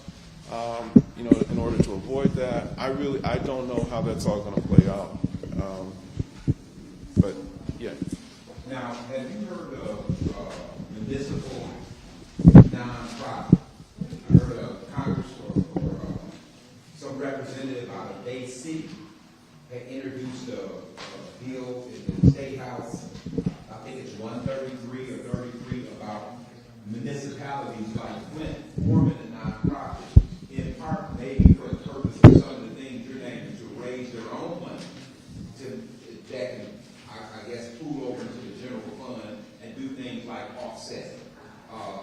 water deals or things like that. Have you heard of municipal nonprofits? Have you heard of that? I have not. I mean, it's an interesting idea. I think it would face the same challenge that the city of Detroit faces now in terms of trying to find sources of funding. I mean, that's always going to be the big question. Where does the money come from? And so, you know, they would. And I cut short, but to chime in, like in the city of Flint, when this crisis started, you had entertainers, actors, all kinds of people descending on Flint, depositing money. And from what I understand, hundreds of millions of dollars sit in the primary foundations in Flint, whether it's CS Mott or and these foundations that's doling it out at their pace. Whereas if you had a municipal nonprofit, those hundreds of millions could have been parked there, and just with oversight from a citizen advisory board and city council, you could have doled that money out in direct payments to the citizens. You could have doled that money out directly to people that were suffering. So I just wondered if you had, in your capacity as an ACLU lawyer, heard about that. That's something I'm trying to get more information on, because I really believe in cities like Flint it may be an alternative when you get national empathy on being able to get some money, not so much unrestricted, but then it has to go somewhere. Like if I know where you're going to put Harper dollars and things like that. So thanks for that. What are you looking at that? When you go down to the mayor's office and have them put it together, you got to have someone of authority to be able to coordinate with that. Well, right? what would happen is you would form it like you would form any type of organization, but it has to be legal. So there's in New Jersey and New York, I know there's municipal nonprofit organization, and there's a state representative out of Bay City. I sent him a letter because I saw part of his bill, and I did bring that up over a year ago to our state representative, Cynthia Neely. She was going to look into that, because my thought was if the city had its own nonprofit, I don't know if y'all remember when former Mayor Weaver had a fund, and it became controversial. But if you had a city nonprofit fund, and somebody out of their benevolence was like, y'all having a water problem, I'd like to donate $1 million or $2 million or $10 million, that then could have oversight by your legislative body and by a citizen advisory committee. It has to be, anything legislated has to be administered by the mayor, like you said, by the executive branch. But if you put the legislative branch, which represents the people the most, the city council people that represent the 9 wards, and then the people themselves as oversight over it, I don't think it's a bad idea. Well, I think that it should be a representative as opposed to trying to pick out just anybody from the city to try to form something. So No, I'm not saying picking out anybody from the city to form it. If it's a municipal nonprofit, the city attorney would form it. So I'm going to offer, I would say, a different scenario that's also happening in Michigan. Kalamazoo. So Kalamazoo, like back in the early 2000s, like they had the Kalamazoo Promise. Could you stand up, sir? Back Okay. So Kalamazoo, like, you know, like they had like the Kalamazoo Promise, which has kind of been exported, where, you know, like kids who go to school in Kalamazoo, they graduate and then they're offered a scholarship. Okay. And so I want to say like it was in 2018, there was this additional kind of like, through anonymous donors, like a foundation created, and the foundation was supposed to be used for municipal services, but the people in charge of the foundation, you know, got to make the choice of how that money was spent. And it begs the question, you know, like, what should private entities dictate how municipal, like, should private money be used for public funds, you know? So it's happening right now. I know, like, when, you know, because a lot of stuff that happens because it's in these media bubbles, like, it doesn't really, like, I know, like, at least if there was, like, a Time magazine article that kind of popped out, like, when it was this question, but it's still kind of, like, ongoing, you know? So, that's what I would say. But I also wanted to add some stuff for, like around the affordability, just for more, I would say as far as local affordability, you know, folks should be showing up tomorrow down at City Hall in the Dome for the budget hearing, because the budget hearings are happening now. So tomorrow between 5:30 and 7 would be for the water and sewer fund, because whatever is going to be the outcome for the budget is going to determine what the water rates are going to be like at the outcome of that budget. So it's kind of like a way for folks to kind of really get in and hear what's going on with that.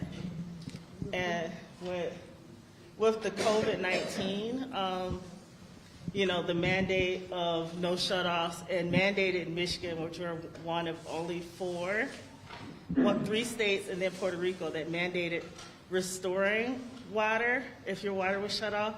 That happened because of like advocacy of like water justice people across the state. Gretchen Whitman didn't just wake up one day and was like, this is what I'm about to do. Because folks was up in her tail, you know, and stalking her. And it was like, it was like the result of advocacy, like the same with like all the other victories that we won. It didn't just happen. It happened because people were persistent and excited and ensuring that we, you know, had the stuff.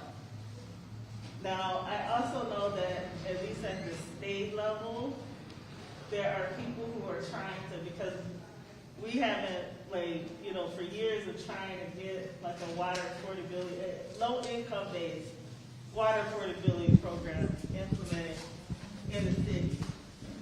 So this is all in out. You know, so I know that there are, you know, they're trying to make it happen at the state level. Gonna do some more interviews over here.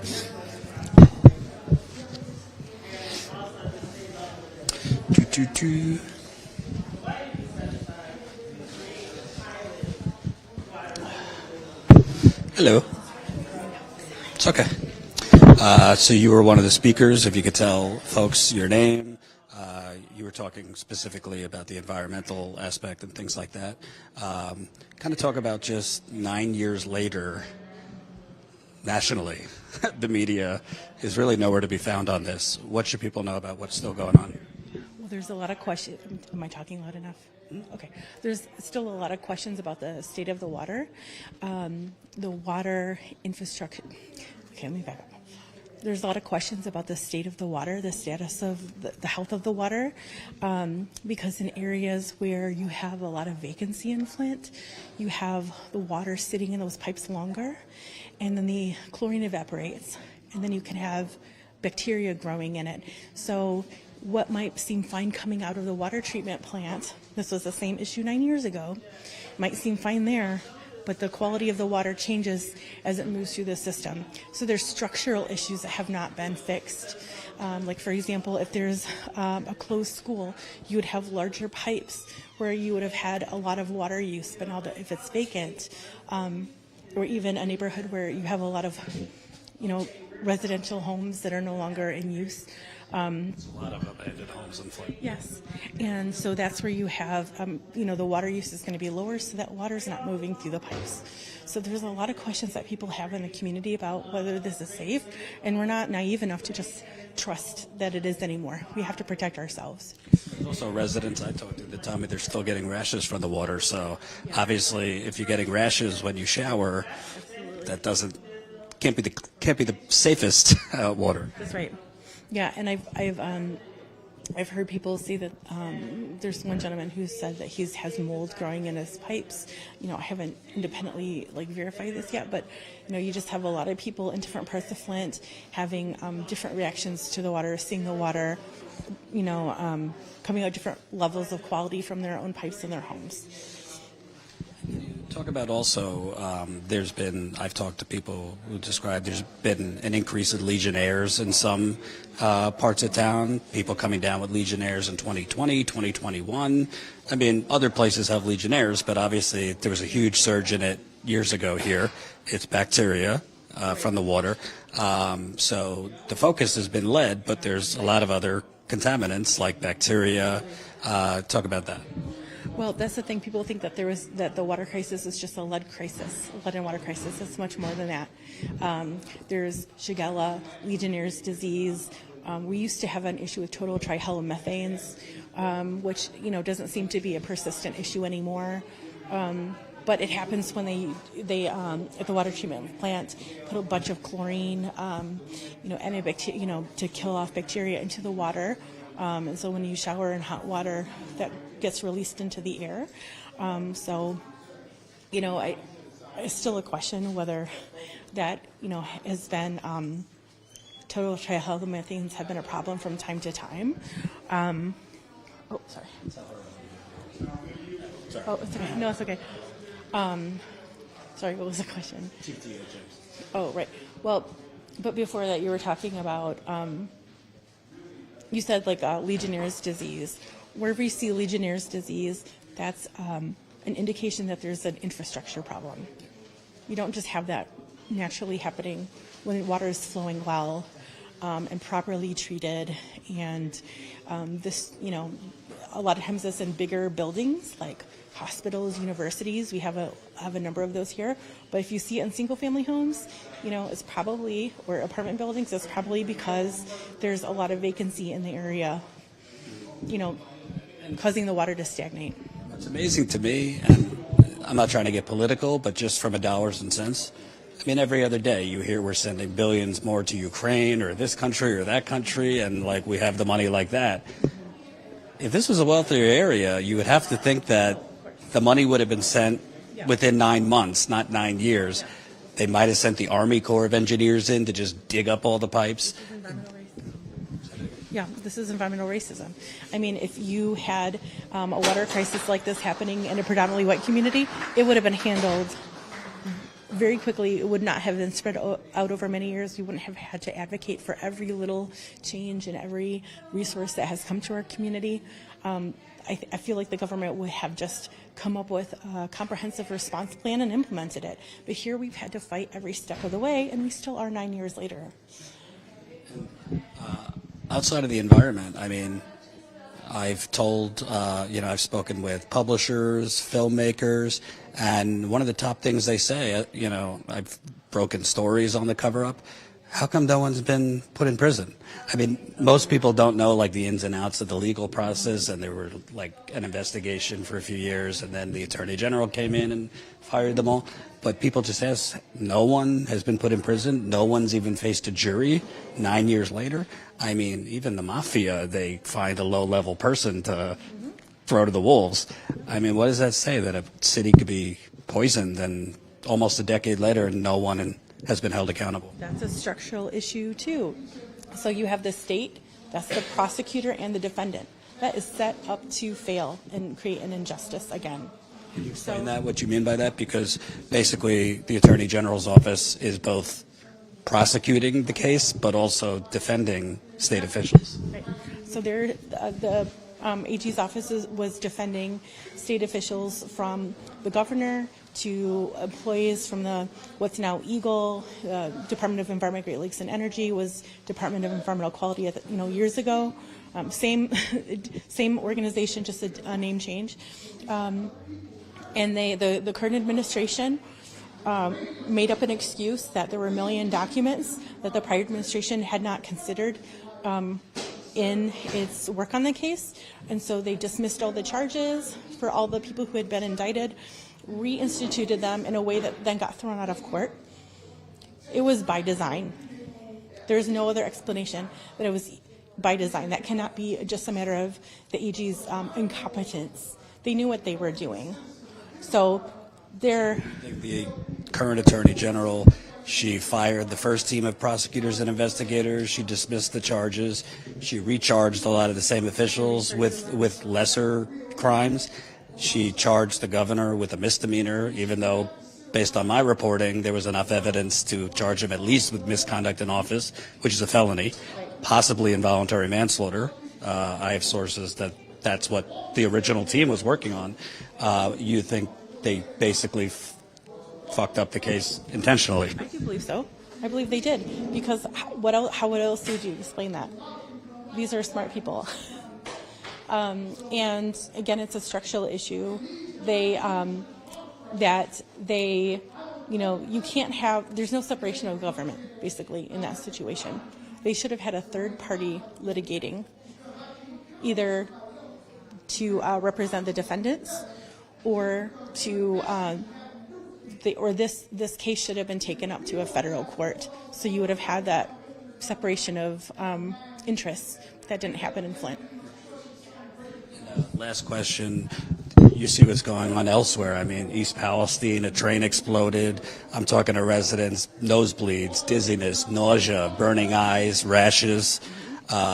Indiana just had a plastics plant explode in an inferno. Detroit has water problems. Milwaukee, Pittsburgh, East Chicago, Indiana. I'm getting dizzy with all the places. But what's your message? Because a lot of them, it's a newer crisis, just happened within the last year or two. How could they prevent 9 years from now being where, no offense, where Flint is? Because, communities need to work together to make sure that,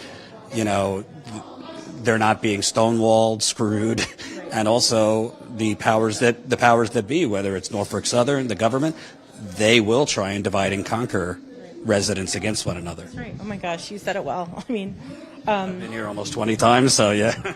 Yeah, I mean, I think in all these different cases, it's really important to join forces with others who are dealing with environmental disasters and environmental justice issues and environmental racism across the country, because there's power in numbers, and we can share strategies and support each other. I mean, you had folks in Detroit who've been great advocates for people in Flint and vice versa, because our water issues are connected. But even anyway, we always tend to, not just in Flint, but across the country, we tend to deal with these things as though they're separate, but they have a lot of the common underpinnings, which is that the laws are not being fully enforced, if they're even strong to begin with. And so the only way to really protect our communities systematically is to power up a base of people to keep fighting. How do we prevent that from being stretched out for 9 years? I don't know if I have an answer to that, to be honest with you. I mean, you have waste from the East Palestine being disposed of in Michigan. That's an environmental justice issue here. But I think it's very important that people keep getting in front of the media and getting their stories heard.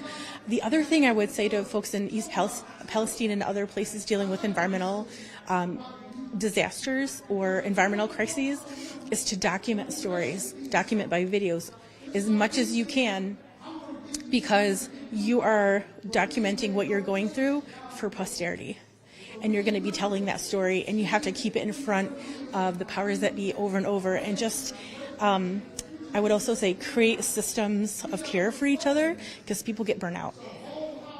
And so you have to find ways to support each other so people can take a step back and breathe and heal, and then step forward again and give people a rest, because it's very exhausting, and they're counting on that.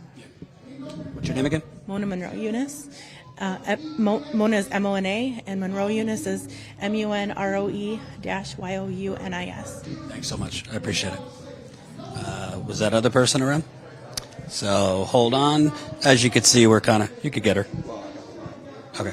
As you can see, we're kind of going in and out, showing you some of the speeches going on, but also interviewing residents. So hold on one second. And please, please smash the like button.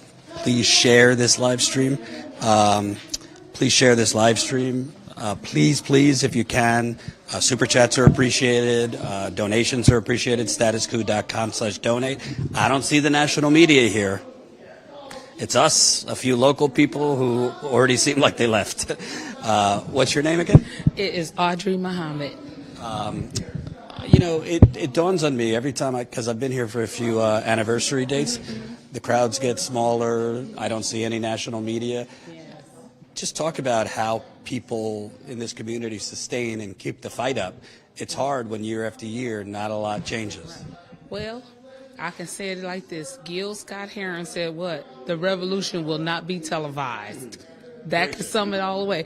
So when you say that, you got to have small stature media like yourself. You know, ATN News Media Group. You got Flint Beat here. Local groups that's here. People who really care and still concerned.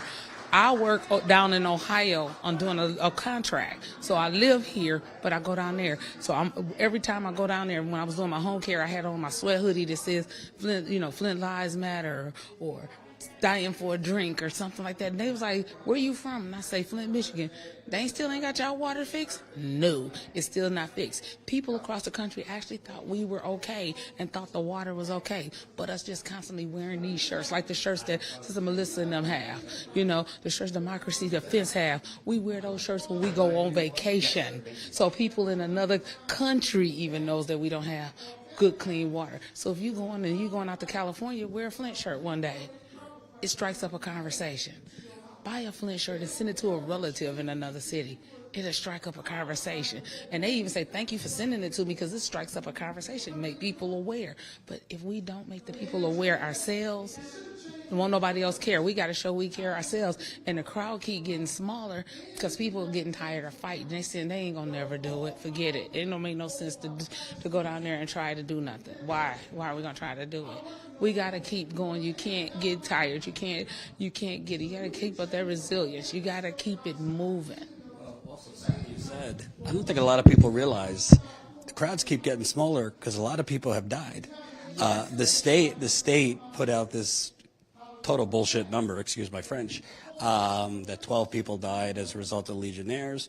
PBS reported it could be hundreds. I just talked to somebody yesterday who, I won't name who, said if you exhume bodies in Flint, you might find hundreds, if not thousands, of people that died, whether it be of Legionnaires or other things. People are dying at young ages, 30s, 40s, 50s, of cancers that they don't have a lot of family history for, liver problems, kidney problems, but that doesn't get attributed to the water crisis. Can you talk about just the loss in the community, people that have gone, and also the fact that the people that are still here are getting sicker? A lot of people are getting sicker every year. So I'll take 3 relatives of mine. Tracy Atkins, she died in 2018 from cancer. We don't know if it was related to the water because she didn't have time to get tested to see if there was a problem with it. By the time she found out she had gallbladder cancer, it was like October, November. She was dead by February. Okay? Was there a family history of that kind of cancer? No family history. So you take my sister, who I hear that she had cancer. She just didn't tell us. But last year, 2 years ago, she died from COVID-related things. And I'm just going to tell you, they did her wrong with COVID over at Hurley Hospital because they gave her and put her on a vent. Told her, said, we want to help you breathe. Is it okay if we put you on a vent? And she said, yeah. She don't know her oxygen levels is low. They never called us and contacted the family until after they did it. And so once they did it, and we started accusing them, like, why would you do it? I always say, Hurley, you never gave me the chance to properly tell my sister goodbye. So she died. They did put her on a vent? They put her on a vent and never got a chance to let her even talk to us before she went on the vent, or else at least talk to her where she could hear us and we can know that she's responding to us. And then my auntie, I got an aunt that just died less than 2 weeks ago. 2 weeks be Thursday. We just buried her last Thursday. She had cancer. She had her water pipes in her house that burst underneath, at the drains and stuff. She didn't even know, and it was leaking underneath her house, had built up so much mold underneath her house. She died from lung cancer. We don't have lung cancer or a history of that in our family, but she did smoke. So they're going to attribute it, of course, to smoking, but she had stopped smoking for years, but still just the same. I know that's what they're going to attribute it to. But she had mold so bad underneath her house, she couldn't hardly even breathe. She had to go on oxygen like almost immediately when they found it, and then she got screwed over with getting her house fixed up because it just didn't get taken care of properly. And she keep trying to get them to do it, kind of get the contractor to do it. The contractor didn't come out and fix it properly. But you talk about those cancers, but now take it back to the settlement. my sister, who did have a case filed. We don't know where her case is at because we don't know what lawyer she filed it through. You know, none of us knew. So how do we find that out? We got to start calling all of the lawyers. Now you want to make us on top of grieving for her. Now we got to call and try to find out where her lawsuit was at. We're not greedy for the money. We want her settlement. We want justice for her. But these are the things that the city should have taken care of and the state should have taken care of, is that if I had an address here in Flint, if I lived here, and I can understand you saying you'll start opening up for people who just came to town to visit. But if I lived here and can prove that I live here in the city, I should automatically get a part of the settlement. I shouldn't have to file a paper to get settlement. You know what I'm saying? That's unfair. And then even if my child, prove that you were, I prove that I lived here, right? Or prove if my child went to daycare here in the city and I didn't live here, I should be a part of the settlement because my child was already victimized. Or if I worked here in the city of Flint, even if I didn't live here, I should be able to be entitled to some form of settlement because I was exposed to it for hours throughout the day. But this is the thing that happened with us with the settlements. We don't get there's no justice in this. There's none. When we end up at the end of the day, myself, I spoke on it yesterday. I was just talking to a young lady. I had a whole house filtration system in my house.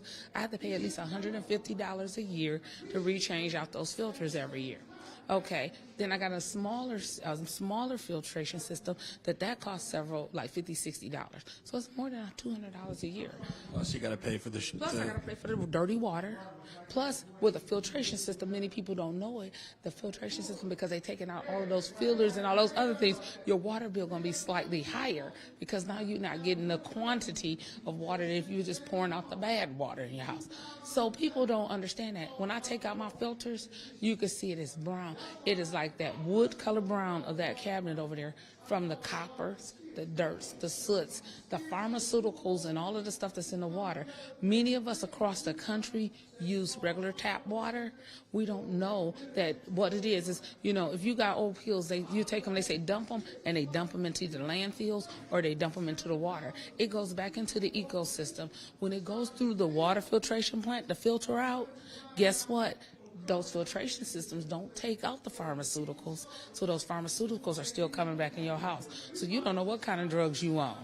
Really, you don't. So they wonder why people have them bad. I know me, I don't use drugs. You know, I take something for my diabetes, that's it. But I don't know what my body might not be test positive for, especially if you're using regular tap water. You can't do that. You got to take care of yourself. People got to research and just listen. Don't necessarily take what I'm saying to heart. Go and look it up for yourself. I'm here just sparking your curiosity, sparking you to think and say, let me look into that a little further because she might have something tangible.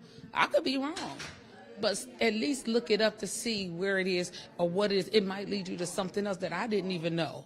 You know, that's what we try to do with people. Speaking of spark. Okay, sure. 1 second. Battery.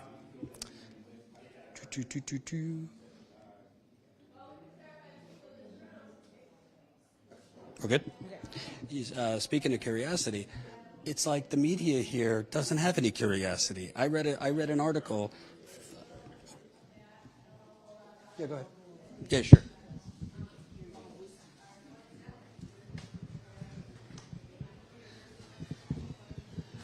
So I read an article in the media here. Flint has a cancer cluster. Yeah, they had a cancer cluster. Flint has a cancer cluster. We don't, you know, could it be because of the water? Yes. What do you think? It's because of the weather? It's unbelievable. Flint has become one of the worst cancer clusters in America. Yeah. At one point during the beginning of COVID, it had the highest percentage of positive cases in the world. And the media acts like, we don't know if it's from the water. So let me tell you, I used to live in Cincinnati, Ohio. And a lot of people don't know that that's where the genome clinic is at for this region. A lot of people don't know that the largest study of the effects of lead in human bodies. The longest running study was ran at Cincinnati Children's Hospital. People in Cincinnati don't even know that. I just so happened to see it on the PBS special that we had here, and I was going down there telling people, like at the health food store, like, you should look on Nova. They have it about the cancer, the study on it. So, but I say that because I'm a home care person. I do home care. I'm a home provider for occupational therapy. And so a lot of patients that I had would have cancer as one of their diagnoses, and they had some weakness because they went through some treatments. So one guy is an elderly Caucasian gentleman. He said, I went to the cancer clinic, and he said, I looked around the clinic. He said, I saw people of all nationalities, all races, different ages, different socioeconomical situations. He said, the one thing that we all had in common, we all drank the water. And when he said that to me, and this is before the water crisis in Flint, when he said it, and I was like, yeah, you're right. He said, something got to be in the water that's making us all have cancer. And he said that to me, like I say, before the Flint water crisis actually started. And so every time I start thinking about it, it's like, y'all, it's in the water. Is what we all have that's making us have that commonality. I believe that the water is a big factor in it. Like I said, a young lady earlier, growing up in the Nation of Islam, the Honorable Elijah Muhammad always taught us don't drink the tap water. Boil the water because there's some impurities that's in it. But of course, with the lead studies, lead, the heat made the lead bind in the water. But he's always told us to boil it. Because when you boil it, you see all that white stuff around there. It's getting rid of the fluoride, the chlorine, all of the stuff that's in the water that we don't realize is killing us. Chlorine is made to kill what? Bacteria. You think it ain't going to kill stuff inside of you? It's killing the bacteria, but there's other ways to purify your water. They don't even use chlorine to clean the countertops and bleach products in a doctor's office. They use peroxide. So a lot of people don't know that kind of stuff. But then you got the fluoride in the water. Fluoride is not good. When I go to the dentist and they clean my teeth, I say, do not use fluoride. And they was like, why? Because they already know it's not good for you. It hardens the arteries. It does a lot of different things in your body over the course of time. No, it might not happen the first or second, third time. Maybe not even the 20th or 30th or 50th time. But over time, it tears down your body. Start doing your studies and your research. Why is fluoride not good for you? Why is the chlorine not good for you? They use that in the military to kill off people, the chlorine. So what you think it's doing to us? But we was always taught to boil our water, keep a pot of boiled water on the stove to use to cook with. So everything makes me go back and say, those books was written in the late 60s and 70s. What did he know back then that we need to know now? Because now it's all taking its effect. It's all coming to the light. Go back and stop. Just go to some of the basic things. Think about grandma and grandpa. When they live, these people live until 100 years old. What do they do that makes them live that long and we dying at an early age? It's got to be in the water. And then you water in your gardens with this water. You think that stuff is getting in your food. The quality of our food is going down. There are cities in this country that is worse than Flint with the lead. They had, 70% of the children in one town in Alabama, I think it is, had lead poisoning? That's ridiculous. Why are they not doing something about it? The wealthiest country on earth, by the way. But, right, we're the wealthiest country on earth, so they say. We better be careful with that, too, because a lot of that crypto coins and all that stuff, hey, that stuff is coming in because it's taking us away and our attention away from the dollar. And I got a friend that lives overseas. He said, y'all don't know it's coming to y'all. He said, y'all don't know a lot of the fighting in the street is about the money because they changing the currency. He said, if Canada accepts something different, y'all going to be hurting in America. Y'all dollars ain't going to be worth nothing. That's another thing I was taught being in the nation. It's going to be a day you're going to be able to take a $100 bill and roll it up and smoke it because it ain't going to be worth no more than that for you to be able to smoke it. Really.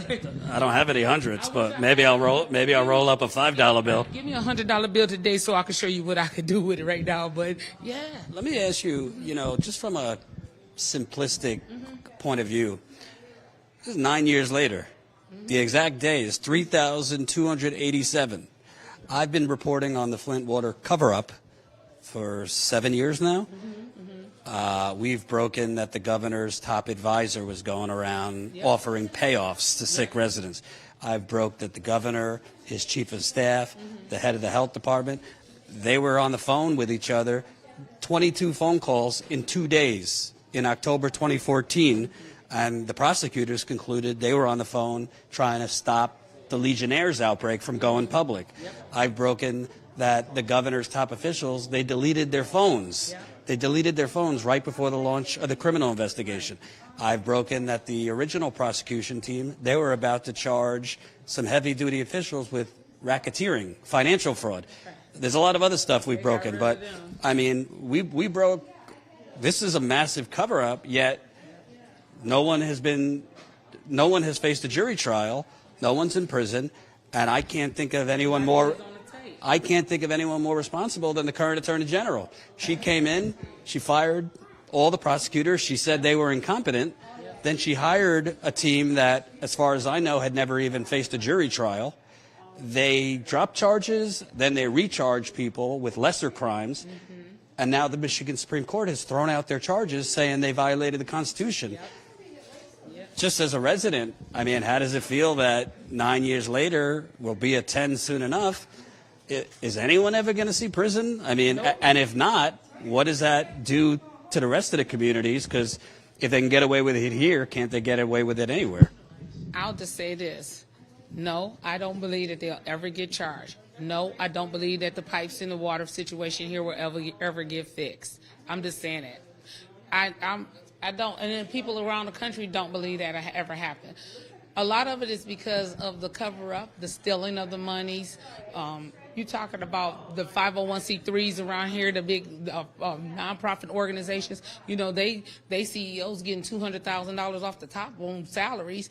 That's money. How many whole house filtration systems could you have put in for that? You know, the millions of dollars that Snyder and them stole and fixed their library up in Lansing. How many people could have been taken care of with that? I'm talking about not just put in a whole house filtration system. I'm talking about filters being set up for them to get for 10 years down the road. I recall saying when it first started, this ain't gonna get fixed in a year or two. I have a distant relative that live in another state who went and they helped to take care of that problem that was in Toledo and on the western side of the state. He told me exactly what they needed to be done. He said, my company do it. I said, well, can y'all come in and hire people in Flint? He said, y'all ain't got qualified people in Michigan to do the job. Y'all would have to hire all of us to come in. But he talked to me and told me exactly what needed to be done. And he said, it's like they could have coated the pipes from inside of the pipes. They could have shot it through there, and then we could have had clean water. At least that would have took care of and eliminated, you know, the lead coming into our water. But nope, they didn't want to do that. So now I don't believe it's going to ever get fixed. You got too many thieves and crooks that are working. And yes, our current mayor, he is a part of the problem. He was on the council that changed the water initially and then tried to clean his hand like he didn't do nothing. And he still the current mayor is on tape. This is 2012. Yes. He was doing a tour, giving a tour or something of the Flint water plant, and he said it's safe to drink from the Flint River. Yep, he sure did. He said that not too long ago, too. Tried to convince his wife and family that it's okay to drink the water out the faucet, knowing that it's not. Well, just put one of those little filters on there. They knew that these filters that they was giving out to people wasn't any good. The company themselves said it's not guaranteed to take the lead out of the water. So they already knew that. They needed to get rid of old filters that wasn't no good, and that was a good tax write-off. Come on, people that know business know that that's what happened. And they didn't care about poisoning the people here when they were doing all of that.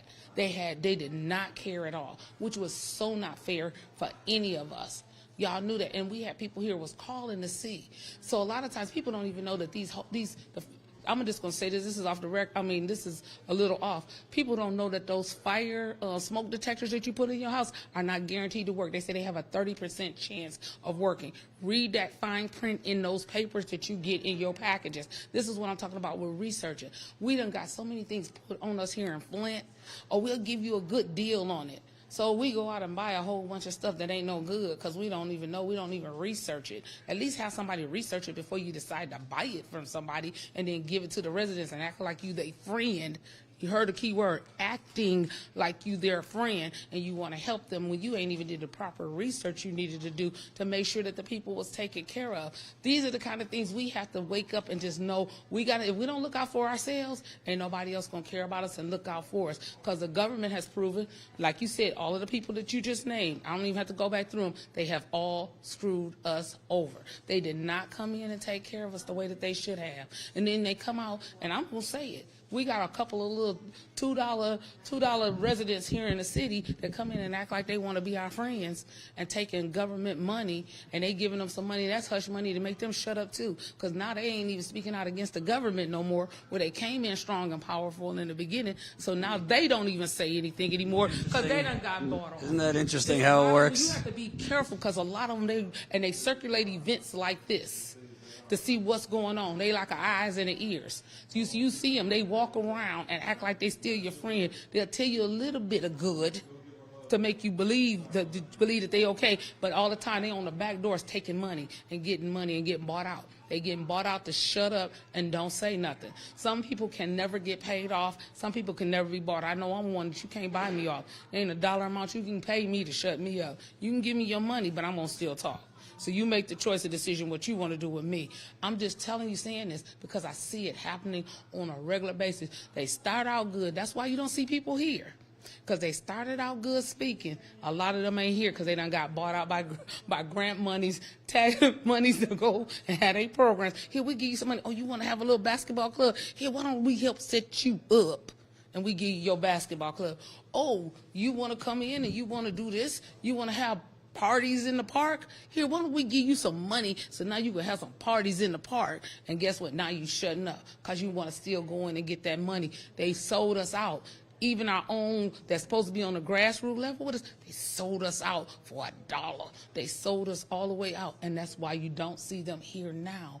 They sitting at home riding in their nice new cars. Okay, you understand what I'm saying? They done start to paying. They take it. You see them on Facebook. They always taking trips. Like, dang, how they taking all these trips? They done got bought out.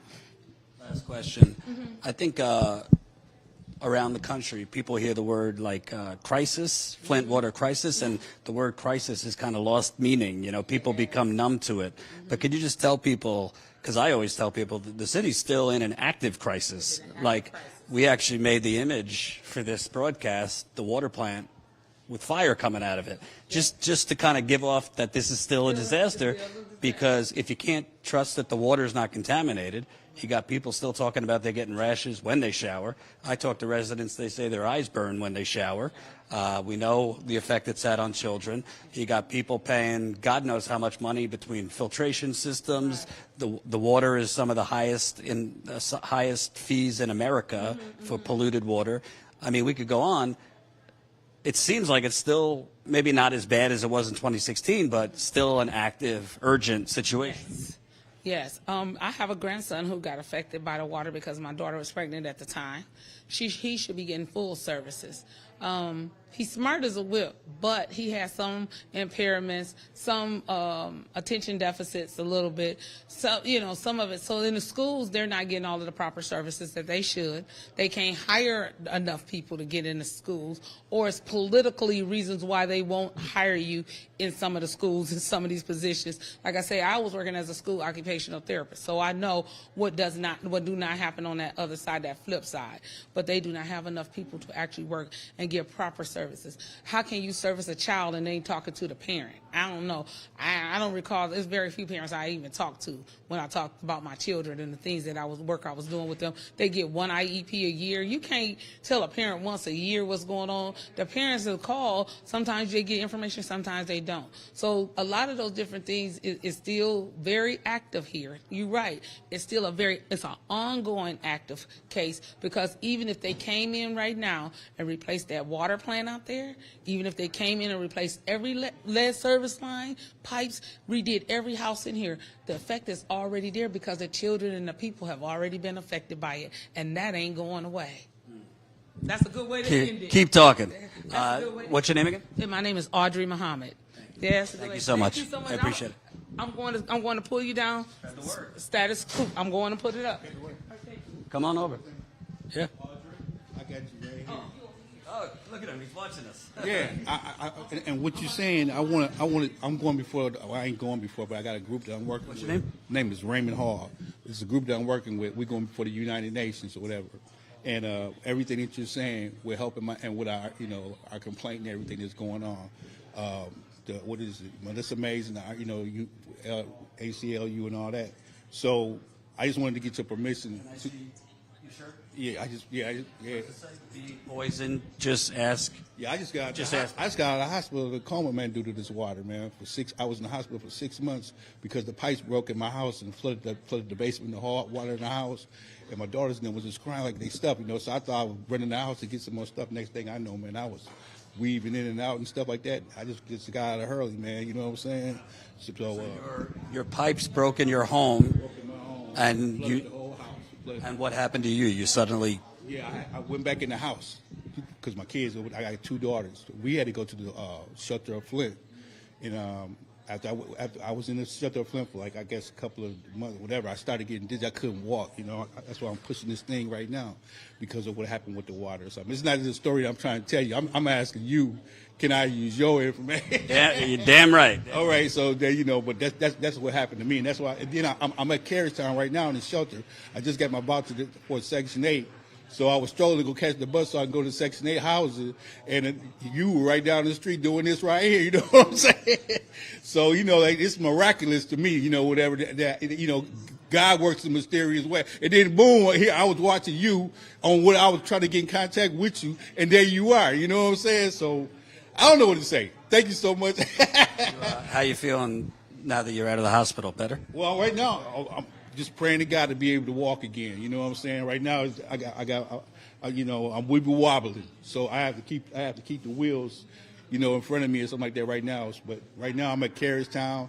I'm finna try to go get a Section 8. I'm finna go catch the bus right now after I leave from you all to go take my Section 8 voucher somewhere to get. What's your message to the rest of the country who might wrongly think that Flint was fixed and the situation's People okay? can think what they want to think, and the name of the thing is it's happening right here. You know, you can call it genocide, you can call it gentrification, you can call it whatever you want to. The name of the thing is that they're building up downtown. They're even putting a health resort kind of with Crim race. They're building a whole new health structure right downtown. And we need it all in the 5th Ward and everywhere else, you know what I'm saying? And it's about building them downtown. It's to keep things the way that they are, you know what I'm saying? And for me to die, I didn't die. You know, I've been an advocate since day one. You know, I don't know if you remember me over a period of time, but I'm also trying to do a podcast at the Flint Library. So they are going to teach me or whatever or something like that. So I'll be inviting you to be, you know, to speak on behalf of what you told me. Oh, that's good, yeah. So yeah, just go on from there, whatever, you know. So this thing is for real. It's about people. It's taking away people's lives. We're dying silently. We're so immune to death right now. We don't even care anymore. So if you're immune to death, you're not going to show up to this event. You're not going to, you know, be there because every time you got to worry about a bill. Just like me, I was, you know, I couldn't do nothing. Right now, I got to get somewhere to stay. I gotta go get. I gotta take this voucher and go down here and try to find a place to stay because I'm at Carristown. I didn't think I would be there. You know what I'm saying? But that water rushed in on me. The pipes broke. I told the mayor ahead of time. I told her. Oh, I'm buzzing and quit. She retired because that's how hard I was on them. You know what I'm saying? And it's recorded. You told them that your pipes were no I good? told them everything about my pipes and everything that I needed, what was going on with me and what was happening and stuff like that. And they like I didn't, like nothing. So finally in the end, they came. And when she came, her name is Lolita or something like that. When she came, all the pipes in the house busted. Like God said, blah, you know what I'm saying? And she was right there to see it. But instead of saying, hey, you know, I understand what's going on, whatever, she helped me get into a shelter.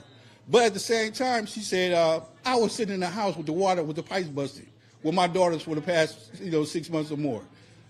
That's impossible, you know what I'm saying? But that's the story that she told. I got to record it. You see what I'm saying? I got it all recorded, you know. Everything I do, I try to record, you know, what's going on in my life. But that's what I did, and I ended up in the hospital, man. It's 6 months, man. So I'm just getting out. I'm trying to walk again or whatever. It didn't age me. I didn't got it. You know what I'm saying? So that's basically it right there. And I'm just glad, I was just trying to show you that I have, I stay up to alert. I stay up what's going on. I'm closer and closer to working with the people. I got to get to the United Nations and get our message out there about what's going on. I'm not worried about the crisis or what I'm worried about. I'm dying, my children or whatever. And it's, do you know a lot of people in the community that have died, unfortunately, from the water? Too many. That's what I'm saying. We dying silently. And then the kids are acting, they're the gun violence and everything is coming from what happened with the water. The kids were acting like that at first, you know what I'm saying? It was some gangs and something, they were doing what they doing, but now they're personally, you know, like I see you, you say something to me, I'm gonna kill you. I don't think, they're not thinking first. There's plenty of research that heavy metal poisoning creates mood swings, volatile, violent behavior. Right. And right now, they know it's grants, it's all kind of stuff going on. Same thing with the, it's popping in my head, what's going on with, the criminal part of it. They're getting quiet. You don't hear nothing no more. You know what I'm saying? It's interesting you said that. So the audience knows I contacted the Attorney General's office yesterday. Oh, okay. Because they keep saying there's an ongoing investigation. Right. So I asked them, can you specify what that means? Right. Because the Michigan Supreme Court threw out the charges, and they appealed it, and they lost the appeal. Right. They can't go to the federal Supreme Court because it's a state issue. Right. So what's the investigation if your charges have already been dismissed?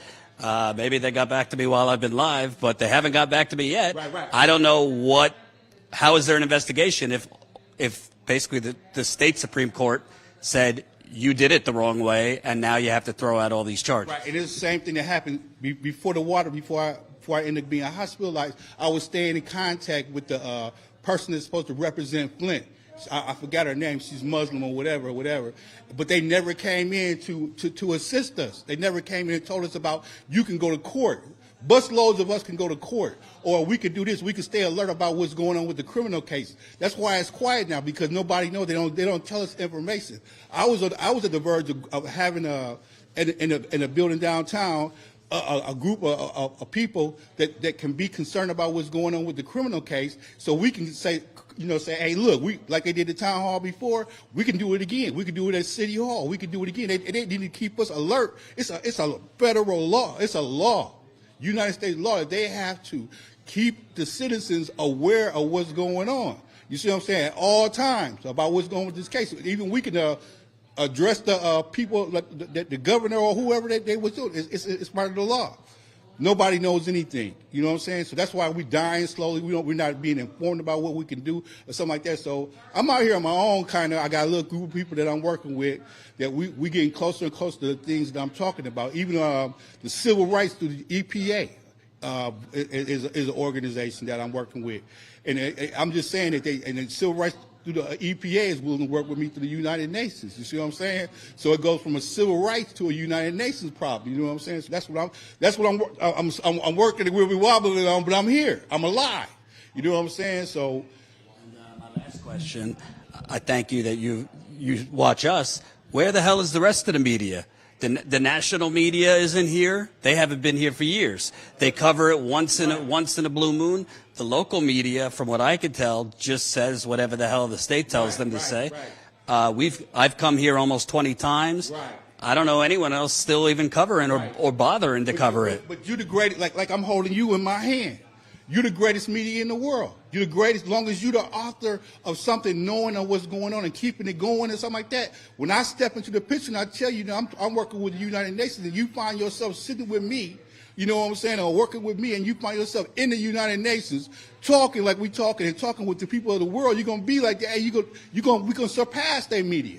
Because they don't think anything of us. You know what I'm saying? I'm a bum, or, whatever. He's poisoned. But I haven't died yet. So, I've been poisoned, but I'm still here. I'm still fighting. And that's the same thing that you do. That's what you did for me right here. You still fighting. You still going. You still doing it. And that's all that matters, that you're still doing it. And I love it. You know what I'm saying? Because it uplifted me. You see, I'm carrying it around. So that's all I'm saying is that you might not see masses of people, but the ones that are out here, like myself or whatever, it's going to happen. It might be 10 years, but if it gets to 10, that's over.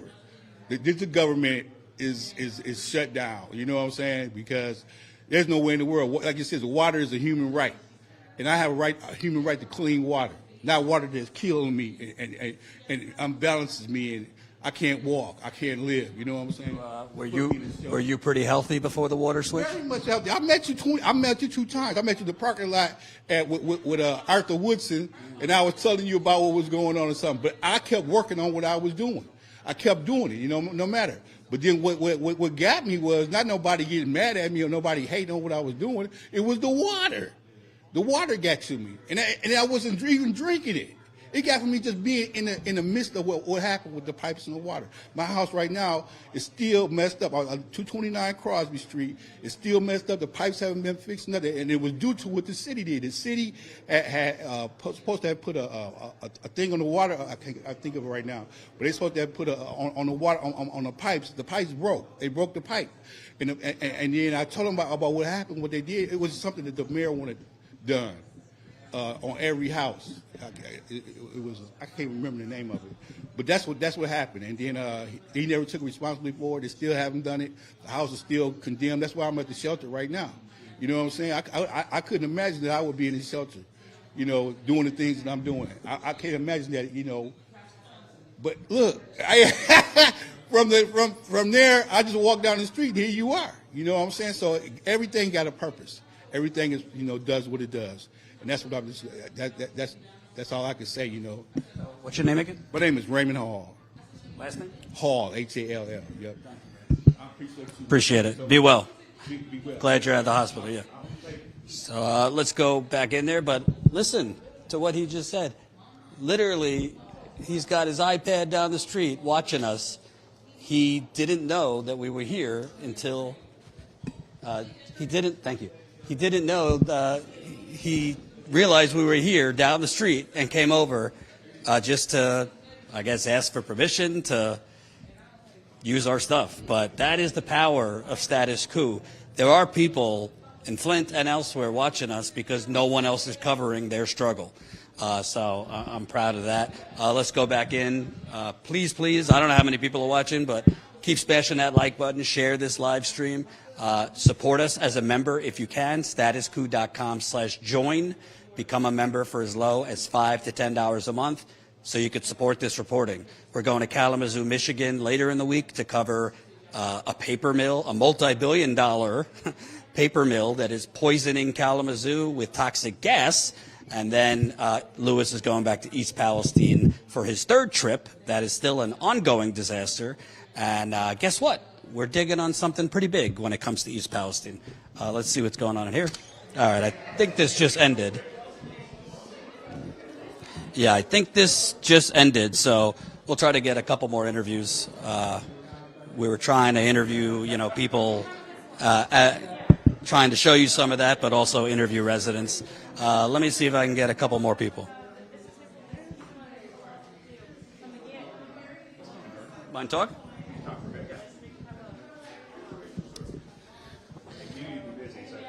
No problem. Come on over. What's your name again? Tony. I met Tony the first trip I was here in 2016, I think. You, Megan, took me right outside the plant, kind of gave me a tour. Seems like it was a long time ago, 9 years. It goes by quick, don't it? Just talk about,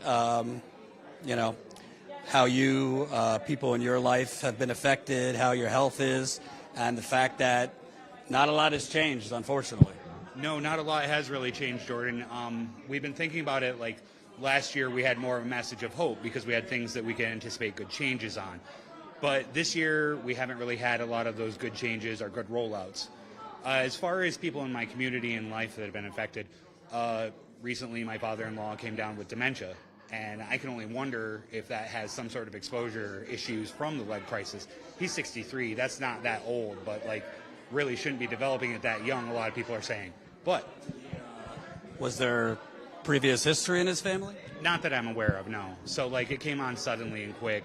But that goes to address a lot of the mental conditions that we don't address with the water crisis, the ongoing issues with the TTHMs and the copper and everything else in it. As I said in there, we also don't address the expansion of the school-to-prison pipeline through a police force that isn't trained to recognize these behaviors. So when a child who is exposed to lead has emotional behavioral issues, which they'll have troubles regulating that. We have those children who are now reaching into teenage years. It's not like kids don't get in trouble with the police, but we don't need police who don't have the training to recognize that there's something going on with this kid, and that we don't need to put them into a prison, that we need to put them into a place where they can get mental health needs and access to mental health to deal with this. Because like, if we don't, then we're going to exacerbate the school to prison pipeline. By the way, that goes for adults too. There's a lot of adults that I met. I didn't know them before the water crisis, but they told me, people that knew them told me, yeah, I mean, before the water crisis, they were pretty even keel, but now they could go from like 0 to 60 in 10 seconds. It's because of heavy metal poisoning, and they could have legal issues too. Oh, absolutely. I mean, like when you see regulations like that, it often says that there's anxiety issues or undiagnosed anxiety issues, which is a behavioral issue, right? So like, I can say that my own anxiety levels have gone up since exposure to the water crisis, but I was 28 when it happened, didn't have anxiety problems. Now I'm 40 and I do. So yeah, so that's one part of it. So there's still a lot of this that's undiagnosed. A lot of it that just wants to say it's done, right? Because if it's done, then they don't got to pay any more money. We know this song and dance. I got this here. In 2016, former Mayor Weaver, she told me that Governor Snyder's administration, some real estate developers here, some people from the Mott Foundation, they were trying to push her to say the water's better because they wanted the water crisis over. I'm talking like 7 years ago, because it was ruining their plans to bring in business, gentrify downtown. So there's been efforts to kind of sweep this under the rug, state, local, federal, for years. Absolutely. It's even current in our own administration right now. When you look at the amount of money that's come into the city from the water crisis and the fact that we can't trace all of those donations or where they went, the fact that they would have to get administered from the state to the city. Then when you factor in all these other funds that come in from like ARPA and COVID, city's been sitting on a lot of funding in their bank accounts just collecting escrow, right? They're not really doing as much as they could. So the only thing I can think of is that they're trying to keep onto that extra tax money to fight off, lack of revenue gain, right? So that like we can stave off state emergency management once again. Let's talk about, I asked during the press conference, as far as I can tell, I don't think anyone with 100% certainty could say the water is safe here 9 years later. I talk to people, they got rashes, their eyes burn when they shower. Some people tell me their water smells like sewer. Other people tell me it smells like a pond. Other people have told me it's still discolored some of the time. I think Dr. Sullivan made a point. When they test, they're just testing a specific moment in time. Aaron Brockovich has also told me water could change from 1 hour to the next. You could have it contaminated in certain hours. Other hours it tests fine. You also have this city, the water system was built for 250,000 residents. Right now it's under 90,000? Under 90,000. So there's a lot of stagnant. The water is stagnant, not moving because abandoned homes, things like that. So to me, it's still very concerning if 9 years later you can't assure parents that your kids aren't drinking dirty water from the tap, that you're not bathing in contaminated water. But that's what the government and the media said. Everything's fine. Yeah, no, we've had to make certain that the state is being authentic with what they're saying about these regulations and whatnot. There's still a lot of information that doesn't necessarily get out. It's 9 years and still people think that this crisis is over. When President Obama came in and drank the water and did a PR stunt, That being said, we still have... According to Michael Moore, that was water from Air Force One, not even Flint water. Yeah, like I said, PR stunt, right? Like, I was in there in that room. I heard all the gas from people. I saw people holding up their water bottles saying, no, don't drink that. Like, this is a genuine crisis, and he took advantage of that. But also in that, he silenced that. And he silenced a lot of the voice and movement in Flint. And I'm a little annoyed that our elected officials and leaders think that we can so easily be defeated.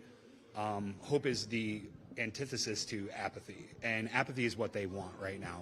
It's the easiest way. If we opt out ourselves, then they don't have to do anything to keep doing the system going better, right? We're not holding them accountable, but like we have to have that hope to fight that apathy. So this is my hope right now that we are reaching a tipping point with this. We are going to see a lot more development as this rolls out. We're not done. As many of the speakers said, we still don't trust the water. There's still a lot that the city is withholding on or being very slow on. And I understand a lot of things changed after COVID, but we've moved out of that for about 2 years now. So I'm hoping that they can pick up the pace, because there's a lot of people who've been waiting for water for about a decade now. Last question. The national media doesn't mention it. The local media barely mentions it. The current Attorney General, when she came in 2019, Dana Nessel, she fired the original investigation team. She basically called them incompetent. As far as I could tell, they were building the case. They charged 15 state and city officials, 2 of the highest level officials. After year-long pretrials, 2 officials were ruled that they had to now go on to face a jury. They were, as far as I could tell, based on my reporting, others have confirmed this, they were actually building a case against Snyder for involuntary manslaughter. This Attorney General, she got rid of all of them. She restarted from scratch. That was in 2019. She charged Snyder with a misdemeanor, other officials with crimes, and now the charges have been dismissed because the state Supreme Court says they did it the wrong way. They appealed it. They lost the appeal. I reached out yesterday asking, you keep saying there's an ongoing investigation, but what does that mean if the charges have been dismissed? They've said that you did it the wrong way, and the statute of limitations for you legal nerds, statute of limitations for felony charges in Michigan is 6 years. We're 9 years now. The statute of limitations for federal perjury, Snyder perjured himself in front of Congress, is 5 years. That's passed. The only one that still technically has a window is involuntary manslaughter, which is 10 years, but you now got a year. And real quick, the law system works real slow. I mean, I don't care. To residents, that's got to be like adding insult to injury. Absolutely it is. I remember when that came out, I had to do an emergency conversation with my boss on the way home from another event. It's despicable. I know that there was talk of racketeering involved with those previous charges too. So the fact that we don't have a legal avenue of pursuit on this for accountability and our elected officials, it's disturbing, and it sets a trend that further up in our government that there isn't going to be accountability when the citizens do what they have to protect themselves and engage with their elected officials to get the change they needed. It's a disturbing trend, especially with what's going on in the Supreme Court right now. All I know, if residents of Ann Arbor, an hour down the road, were poisoned, and for you that live here, Ann Arbor's a lot wealthier than Flint, I think people would have been thrown in prison within a year. The pipes would have been changed probably in 9 weeks, not 9 years. It seems, people say environmental racism, it just seems like racism to me. And also, there's a lot of poor white people here too. So, yes, it's majority black, but just poor people in general have really been screwed. Well, it's really a stark contrast when you look at the situation in Flint and how Benton Harbor was handled. Benton Harbor was handled with an amount of professionalism and expediency where they still have access to pods of water and clean water right now, where the city doesn't even want to do anything about that right now here. Flint has always been a playbook for how industrial success can happen at the cost of profit over people. And lastly, what's your message to, you see people in East Palestine right now, in so many other places, whether it's a railroad exploding or a plant going on fire or a different circumstance that has poisoned people, but at the end of the day, what's your message to people that are just experiencing this brand new? I talk to residents from there that they don't know what to do because the EPA tells them, well, the testing shows you're fine. They're going through bureaucracy just like you had to go through. What's your message to people so that they don't end up where Flint is a decade later? Yeah, no, so they're getting introduced to a crisis like we were. And in that crisis, you're going to go through certain phases. You're going to feel lost initially. But it's not until you realize your own collective power and organize and mobilize your community and take that fear and apathy away that you can get those successes. Know that the justice arc takes a long time and usually swings in our favor, but it is a marathon, not a sprint. So while you are entering in these spaces, you are going to be igniting others' passions and others' education on this path and this journey down the road. So know that even though that you are up against something that may seem insurmountable and unknowable and unfixable, it's not until we move and try that things can get done. Apathy is what they count on for us not to do the work that needs to get done. And it's the easiest way for them to win, right? Apathy just means we voluntarily opt out and they get to continue abusing us. So let's not give them that power anymore. Thanks, Ben. What's your last name again? Spell that. Paciorek. And Tony's the first name. Cool. Thank you, sir. Say hi to Megan for me. Will do. Awesome. So that was Tony, one of the first people actually I interviewed here in 2016. Him and, I think they're married now, him and his wife took me around, showed me the water plant. It's just, it's quite the thing as a journalist when you remember being somewhere 2016, so that's 7 years ago, and so many people that I became friends with here have died, unfortunately. So many people that I know here are slowly dying and are sick. But some people that I met years ago are still fighting. And you got to give credit to the residents of Flint, because it would have been really easy. It would have been really easy at this point to give up. And a lot of people have, and I don't necessarily criticize them for that. We're human beings, and people struggle, and at a certain point, people could even give up. But you got to give a lot of props to people who are still here and still fighting the good fight. And it might seem like it's for nothing, and it might seem like it's, a waste, but if they don't fight, then you're 100% going to lose. If you do fight, at the very least, some good things could happen. So I'm hoping for those of you that are watching, please support us. This kind of reporting is not cheap. If you're already a Status Coup member, consider donating. That's statuscoup.com/donate. Any amount helps fund this trip. To remind you, we're also going to Kalamazoo. Hey, Claire, do you have a few minutes? Sure. We're going to Kalamazoo after this to cover a toxic gas that's been released for over a decade there by Graphic Packaging, a paper mill. So we're going to be there for a few days. And then Lewis is going back to East Palestine. So overall, we're going to be on the road for 2 straight weeks. Poor Colin is going to be on the road for two straight weeks, away from his dogs, away from his wife.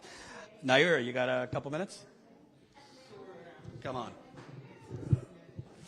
This is Naira Sharif. She's the head of Flint Rising, which is, to me, the top group of activists here have been fighting pretty much since the jump. You've had health problems.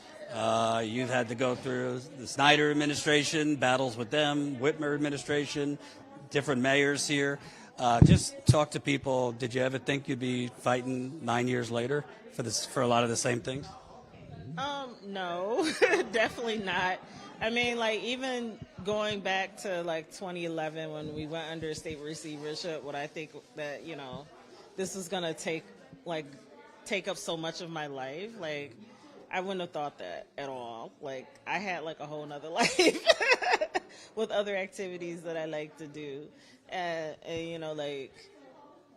when you have chronic illness caused by, just a government conspiracy is just a whole nother type of trauma that you have to process versus, you just have a regular kind of health diagnosis. That's the first time I've heard someone today say conspiracy, but that's accurate, because I have spent God knows how many hours of my life digging into this cover-up, and this makes Watergate look like nothing. It makes most of the corrupt past of this country look like child's play. I mean, you have the governor's office, the health department, the environmental department, the banks, county, all together made reckless decisions based on greed to basically use Flint as an experiment to make some money off of a totally unnecessary water pipeline. And then they covered it up for 18 months, and then they covered it up after the fact. I mean, what do you say? I mean, nobody is in prison. Nobody's faced a jury. And the current Attorney General, as far as I can tell, her investigation has failed. I would say, like, using polite speech, I would say it's need to be polite. disappointing.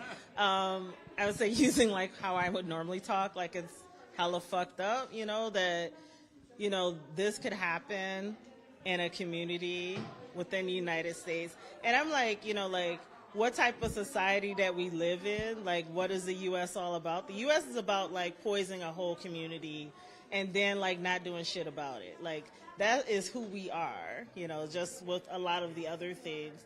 Like, we have to discern and eliminate, you know, like, kind of like the mythos of the United States and that story that we tell ourselves of, like, how this is the greatest country. It's like, yeah, it's the greatest country in, like, environmental racism. Like, it's the greatest country, like, police brutality. It's, like, the greatest country in mass incarceration. Like, that's who we actually are. And it's time for us to, like, take off these rose-colored glasses that we've kind of have nailed to our faces so we can actually work towards, like, making those structural shifts that we need to get the justice that Flint residents need. Can you talk about it? Because you've been fighting for, I mean, before the water crisis, so many people have died that are not counted as part of the water crisis. The state put out their nonsense numbers. I mean, I've talked to different people. There could be thousands of people that have died related to the water, that they were relatively healthy before the water. They came down, I mean, cancers at young ages, liver problems, kidney problems, autoimmune issues, strokes. I mean, the list goes on. Then you had COVID on top of that. So Flint at one point had the highest case positive on planet Earth. But, I mean, you wouldn't know that because the media doesn't report that. Can you talk about all the people that have died, but they're not counted as because of the water? I would say, like, you know, like, if you, like, look at, like, the history of public health and public health crises, like, this is totally, like, reminiscent of, like, the AIDS epidemic, like, back in the 80s and 90s. Like, when you looked at the death certificates, it never said AIDS. It was just, like, pneumonia, like, this other stuff, but it was, like, the result of AIDS.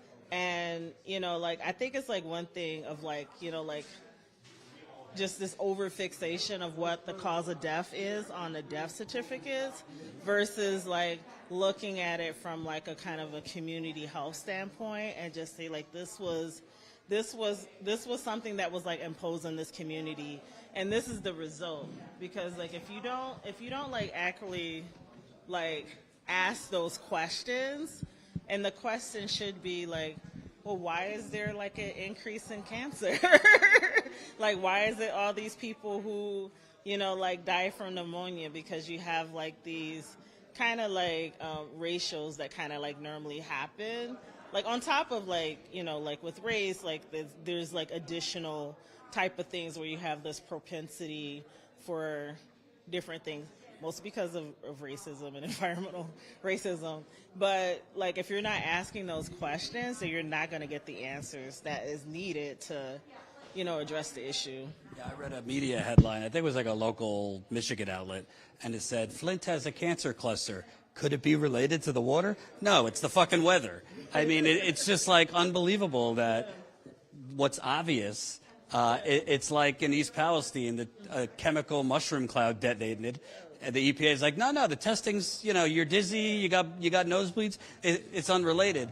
It's just, it seems like they just think people are really stupid. Yeah, and it's like, yeah, there's, like, the cancer cluster, but, you know, like, so we have, like, the cancer stuff, and then you have, like, things that have happened, like, for decades, because, you know, like, Flint lives only matter to increase capital for corporations. That's the only ways that it mattered in the past. And then when the capital left, when General Motors left, and that was, like, the biggest, employer, it was like, well, you're superfluous. We don't need your labor, you know, like, so you don't need to be healthy, you know? So, like, you have folks that, you know, like, just been dealing with different legacies, over time. And like earlier, like this is just part of an ongoing practice of environmental racism, that has been imposed on Flint and like other,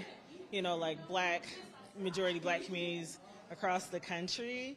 But one of the things that I felt like, at least looking from the signs for people who lived in East Palestine, is like they kind of knew who the enemy was, and the fact that like any community could be sacrificed for capitalism, is like telling. Like it didn't matter like who you voted for, what was your income, the color of your skin, because most of the time like majority black and brown communities are on the front lines of being sacrificed.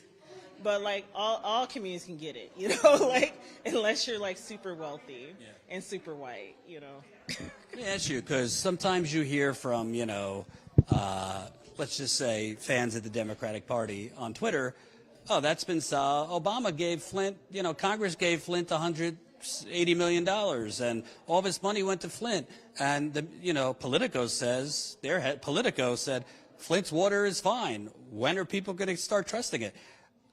I ask, if $180 million got earmarked to Flint, and under Governor Snyder, the state sent Flint about $300 million, I don't think a lot of that, maybe 10% of it actually went towards the Flint water crisis, because I know a hell of it went towards nonprofits, banks, law firms, donors. Where did all the money go? Because if this happened in Ann Arbor, the money would have came and they would have switched the pipes, probably done home improvements. Yeah, we would have never, like if we were Ann Arbor, we wouldn't have had a water crisis in the first place, because they wouldn't have even made that decision, for us to basically drink like unprocessed water. Like I'm not the type of person, I'm a cat for the Democratic Party.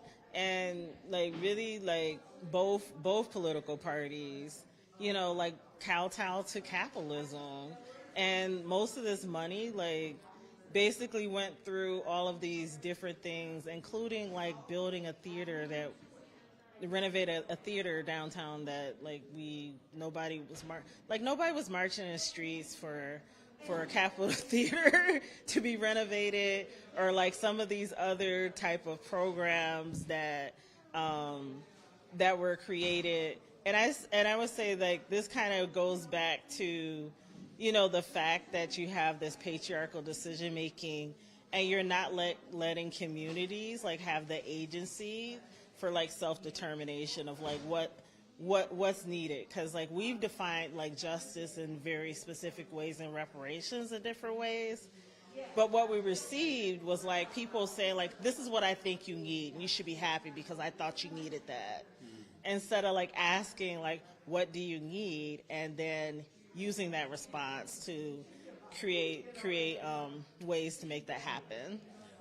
Last question. As a resident, what is it mentally?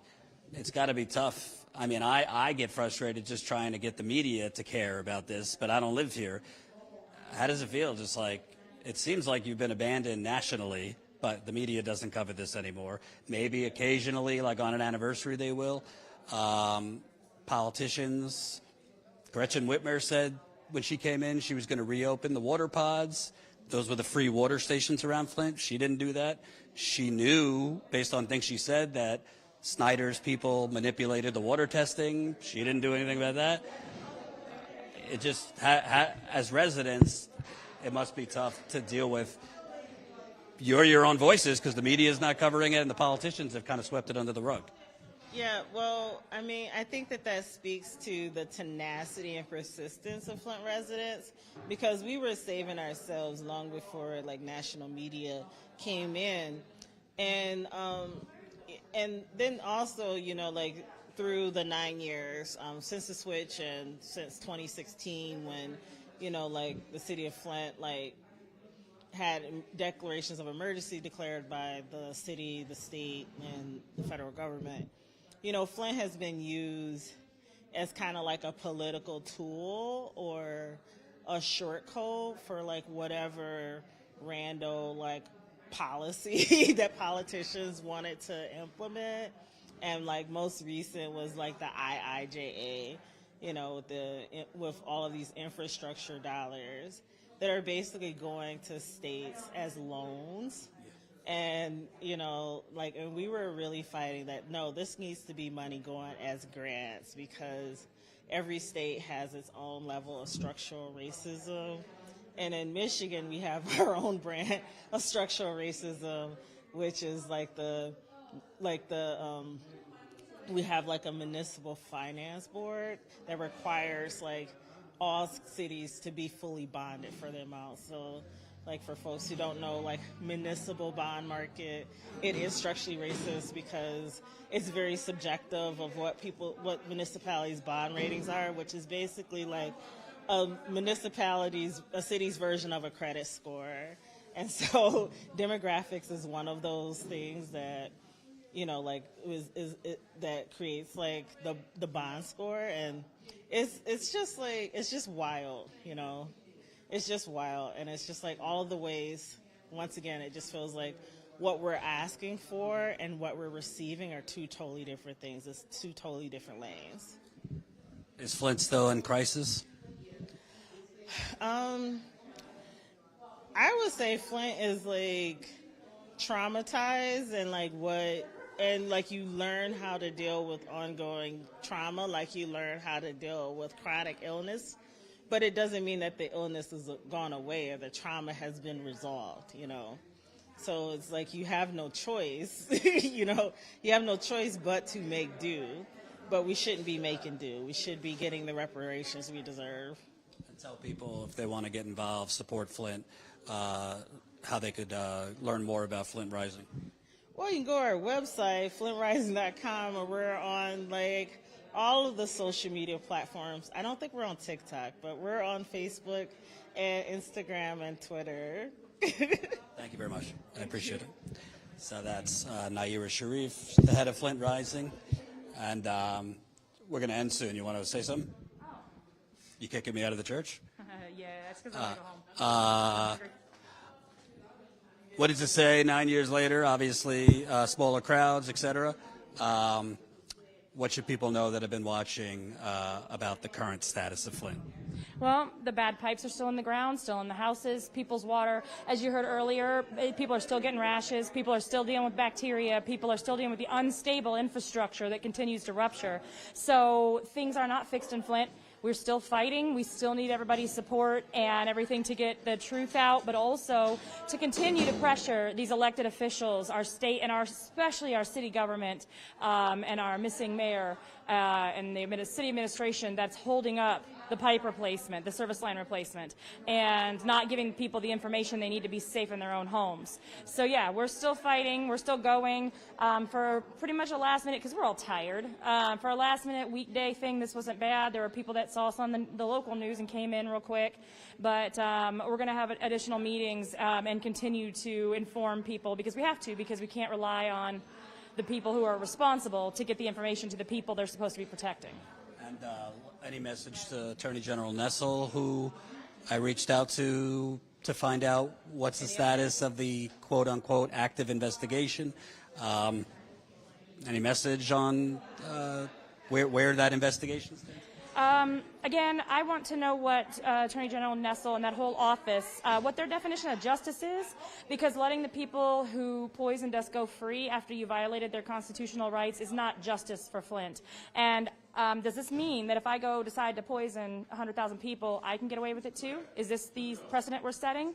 And obviously there's a lot of sick people, there's a lot of injured people. People are still suffering and still doing the job of our government to take care of one another. Why is nobody behind bars for poisoning us? Why is nobody behind bars for wrecking our immune systems, for killing off our loved ones? Why is poisoning Flint not a crime? Thank you. No problem. We'll go outside and wrap up, since we're holding up the church folk. I'll get that.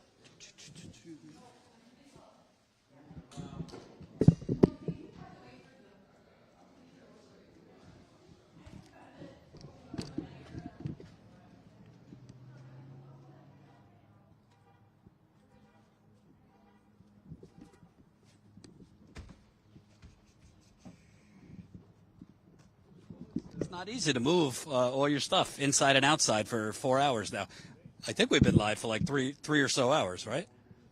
3 hours, 10 minutes. Ooh, My hips are killing me. Thank you guys for watching. We're going to be in Flint another day or two. I got some interviews lined up tomorrow, possibly tonight. We'll see.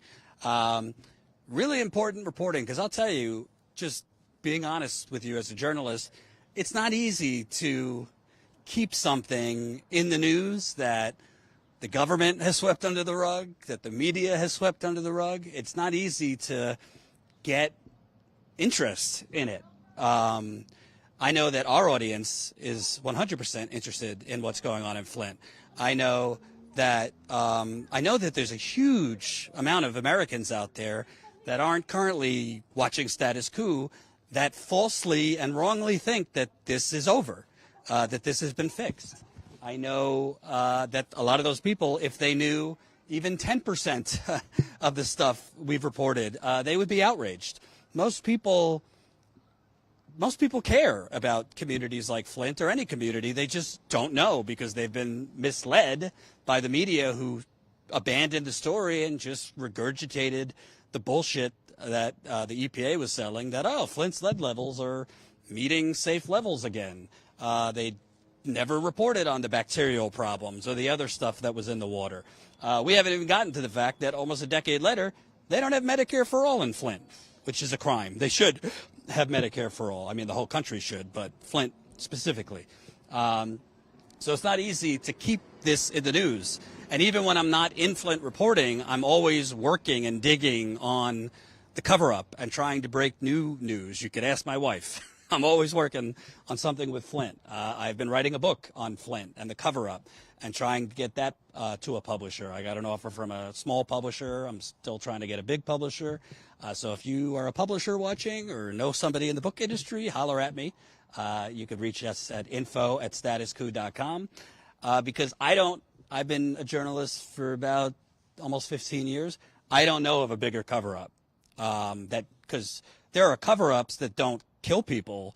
I don't know of a cover-up that kills, in my view, thousands of people have died as a result of the Flint water crisis. And they are not counted in the official death count. But you explain a whole city with people in their 40s, 50s, 60s dying at relatively young ages of cancers for which they have no family history. You explain people that were healthy before 2014, their livers failing, their kidneys failing, autoimmune issues, strokes. Then you have COVID, where they died during COVID. Well, if their immune system hadn't been shot from being poisoned for 18 months, maybe they could have fought off COVID. So there are so many people that have died that are not counted as Flint water crisis deaths. Off the top of my head, Tony Palladino, who residents in Flint know, he was kind of known as the original Flintstone. Water warrior, was on his megaphone at all rallies. He died recently. Virginia Murphy, Clara Moore, so many have died. Oh, can I wrap up with you? Sure. No problem.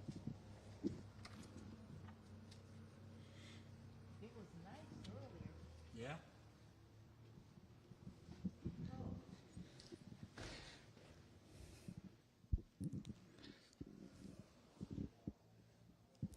I'm here with Claire McClinton, and you are one of the people that have been fighting here well before the water crisis, but during the water crisis.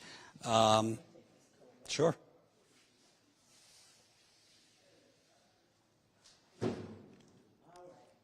And I think I think your shirt says it all. Flint is still broken. Flint is still broken, folks. Mm-hmm. Talk to me about what people should know, because since the media hasn't covered this for a long time, a lot of people around the country think that the problem's been solved, that the water's safe again, because they read, oh, the levels are fine. The EPA says it's fine. They don't see it in the news anymore. Mm-hmm. Tell people about the conditions day to day here. Well, here we are in the 9th year of this water crisis, and in some ways we're worse off than we were last year when we had this commemoration ceremony, because last year we were still having people sign up for the water settlement, the big lawsuit against the state of Michigan and some of the other players and actors. And we were in that process, and here we are 1 year later, nobody's gotten a dime. So we were in a process that we thought was going to have some results this time last year, and nobody's got paid yet. Number two, last year at this time, we had water pods to deliver halfway decent water to residents. They could pick up water at some of the churches and stuff. That ended January 1st. Last year this time, there were a moratorium on shutoffs here in the city of Flint. That's ended January 1st. We're in worse position than we was last year. Last year.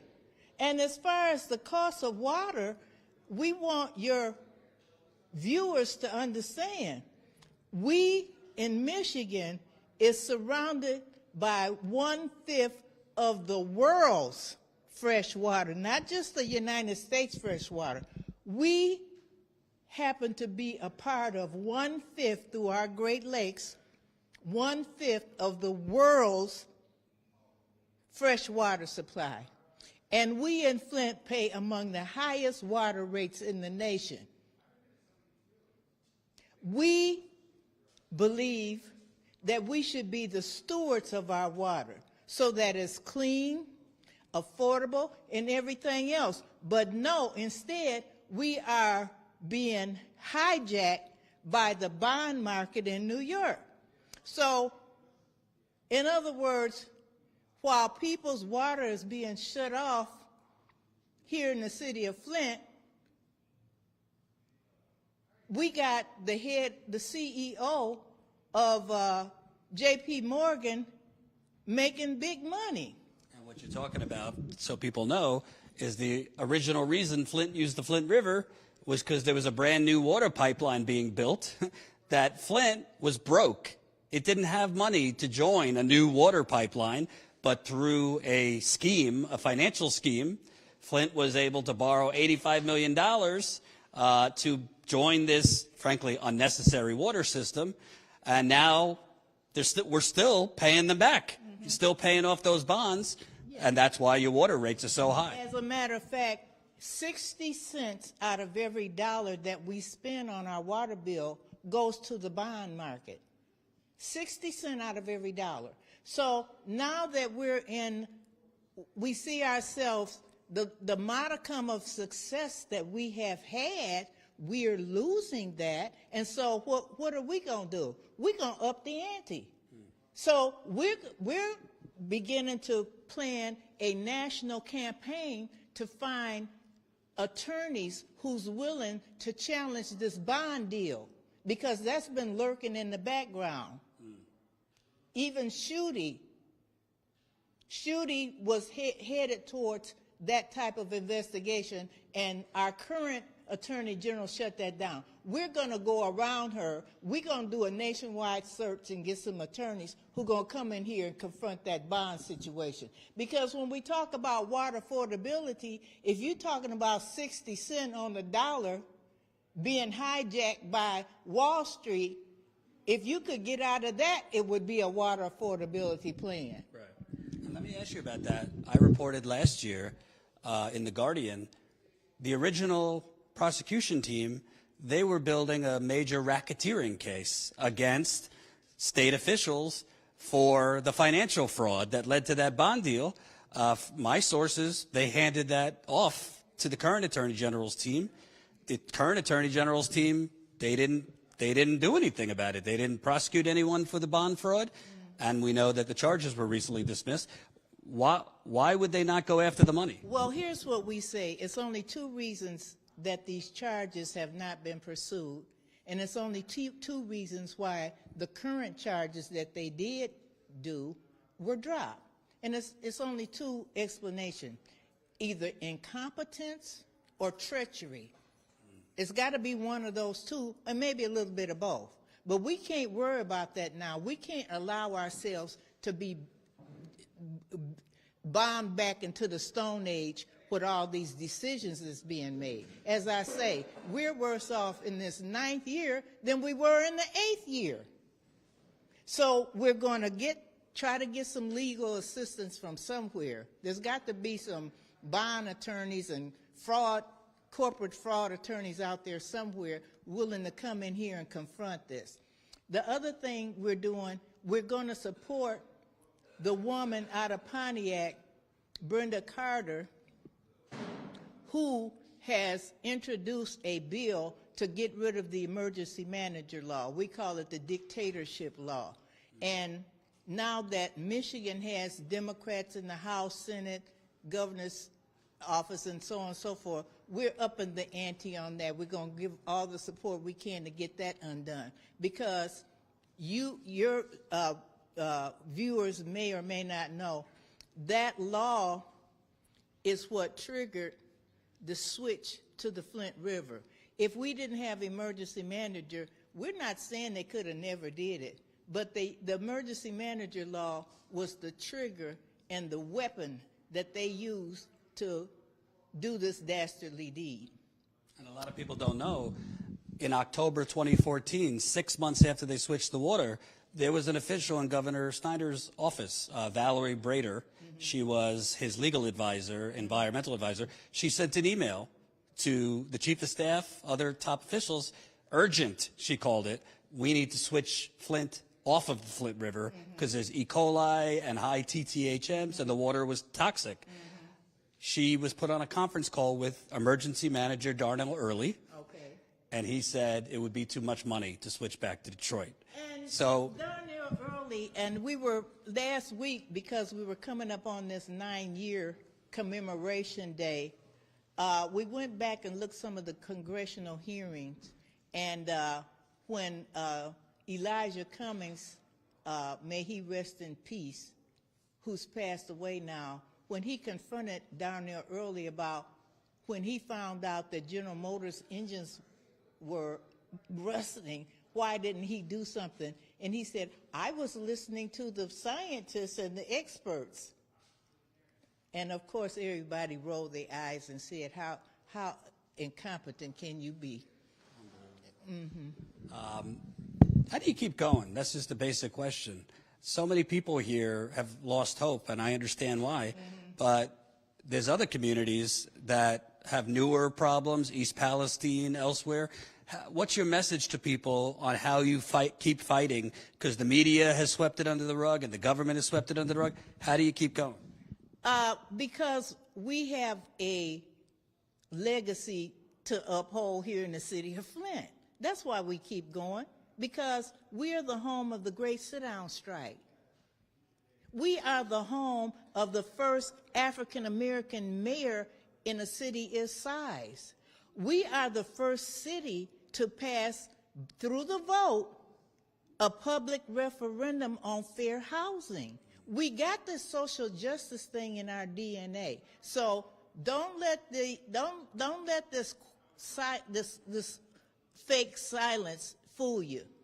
Flint is very socially aware and astute, and has been passed on for generations. So it's not that we'll keep going. We just do what we do. That's just who we are. Absolutely. And one of the things we said when this happened, we said, uh-oh, you poisoned the wrong city. That's what we see it. Absolutely. Thank you so much. I appreciate it. Okay. You're great. That was Claire McClayton. Now we'll really end. Give us a minute to move back outside.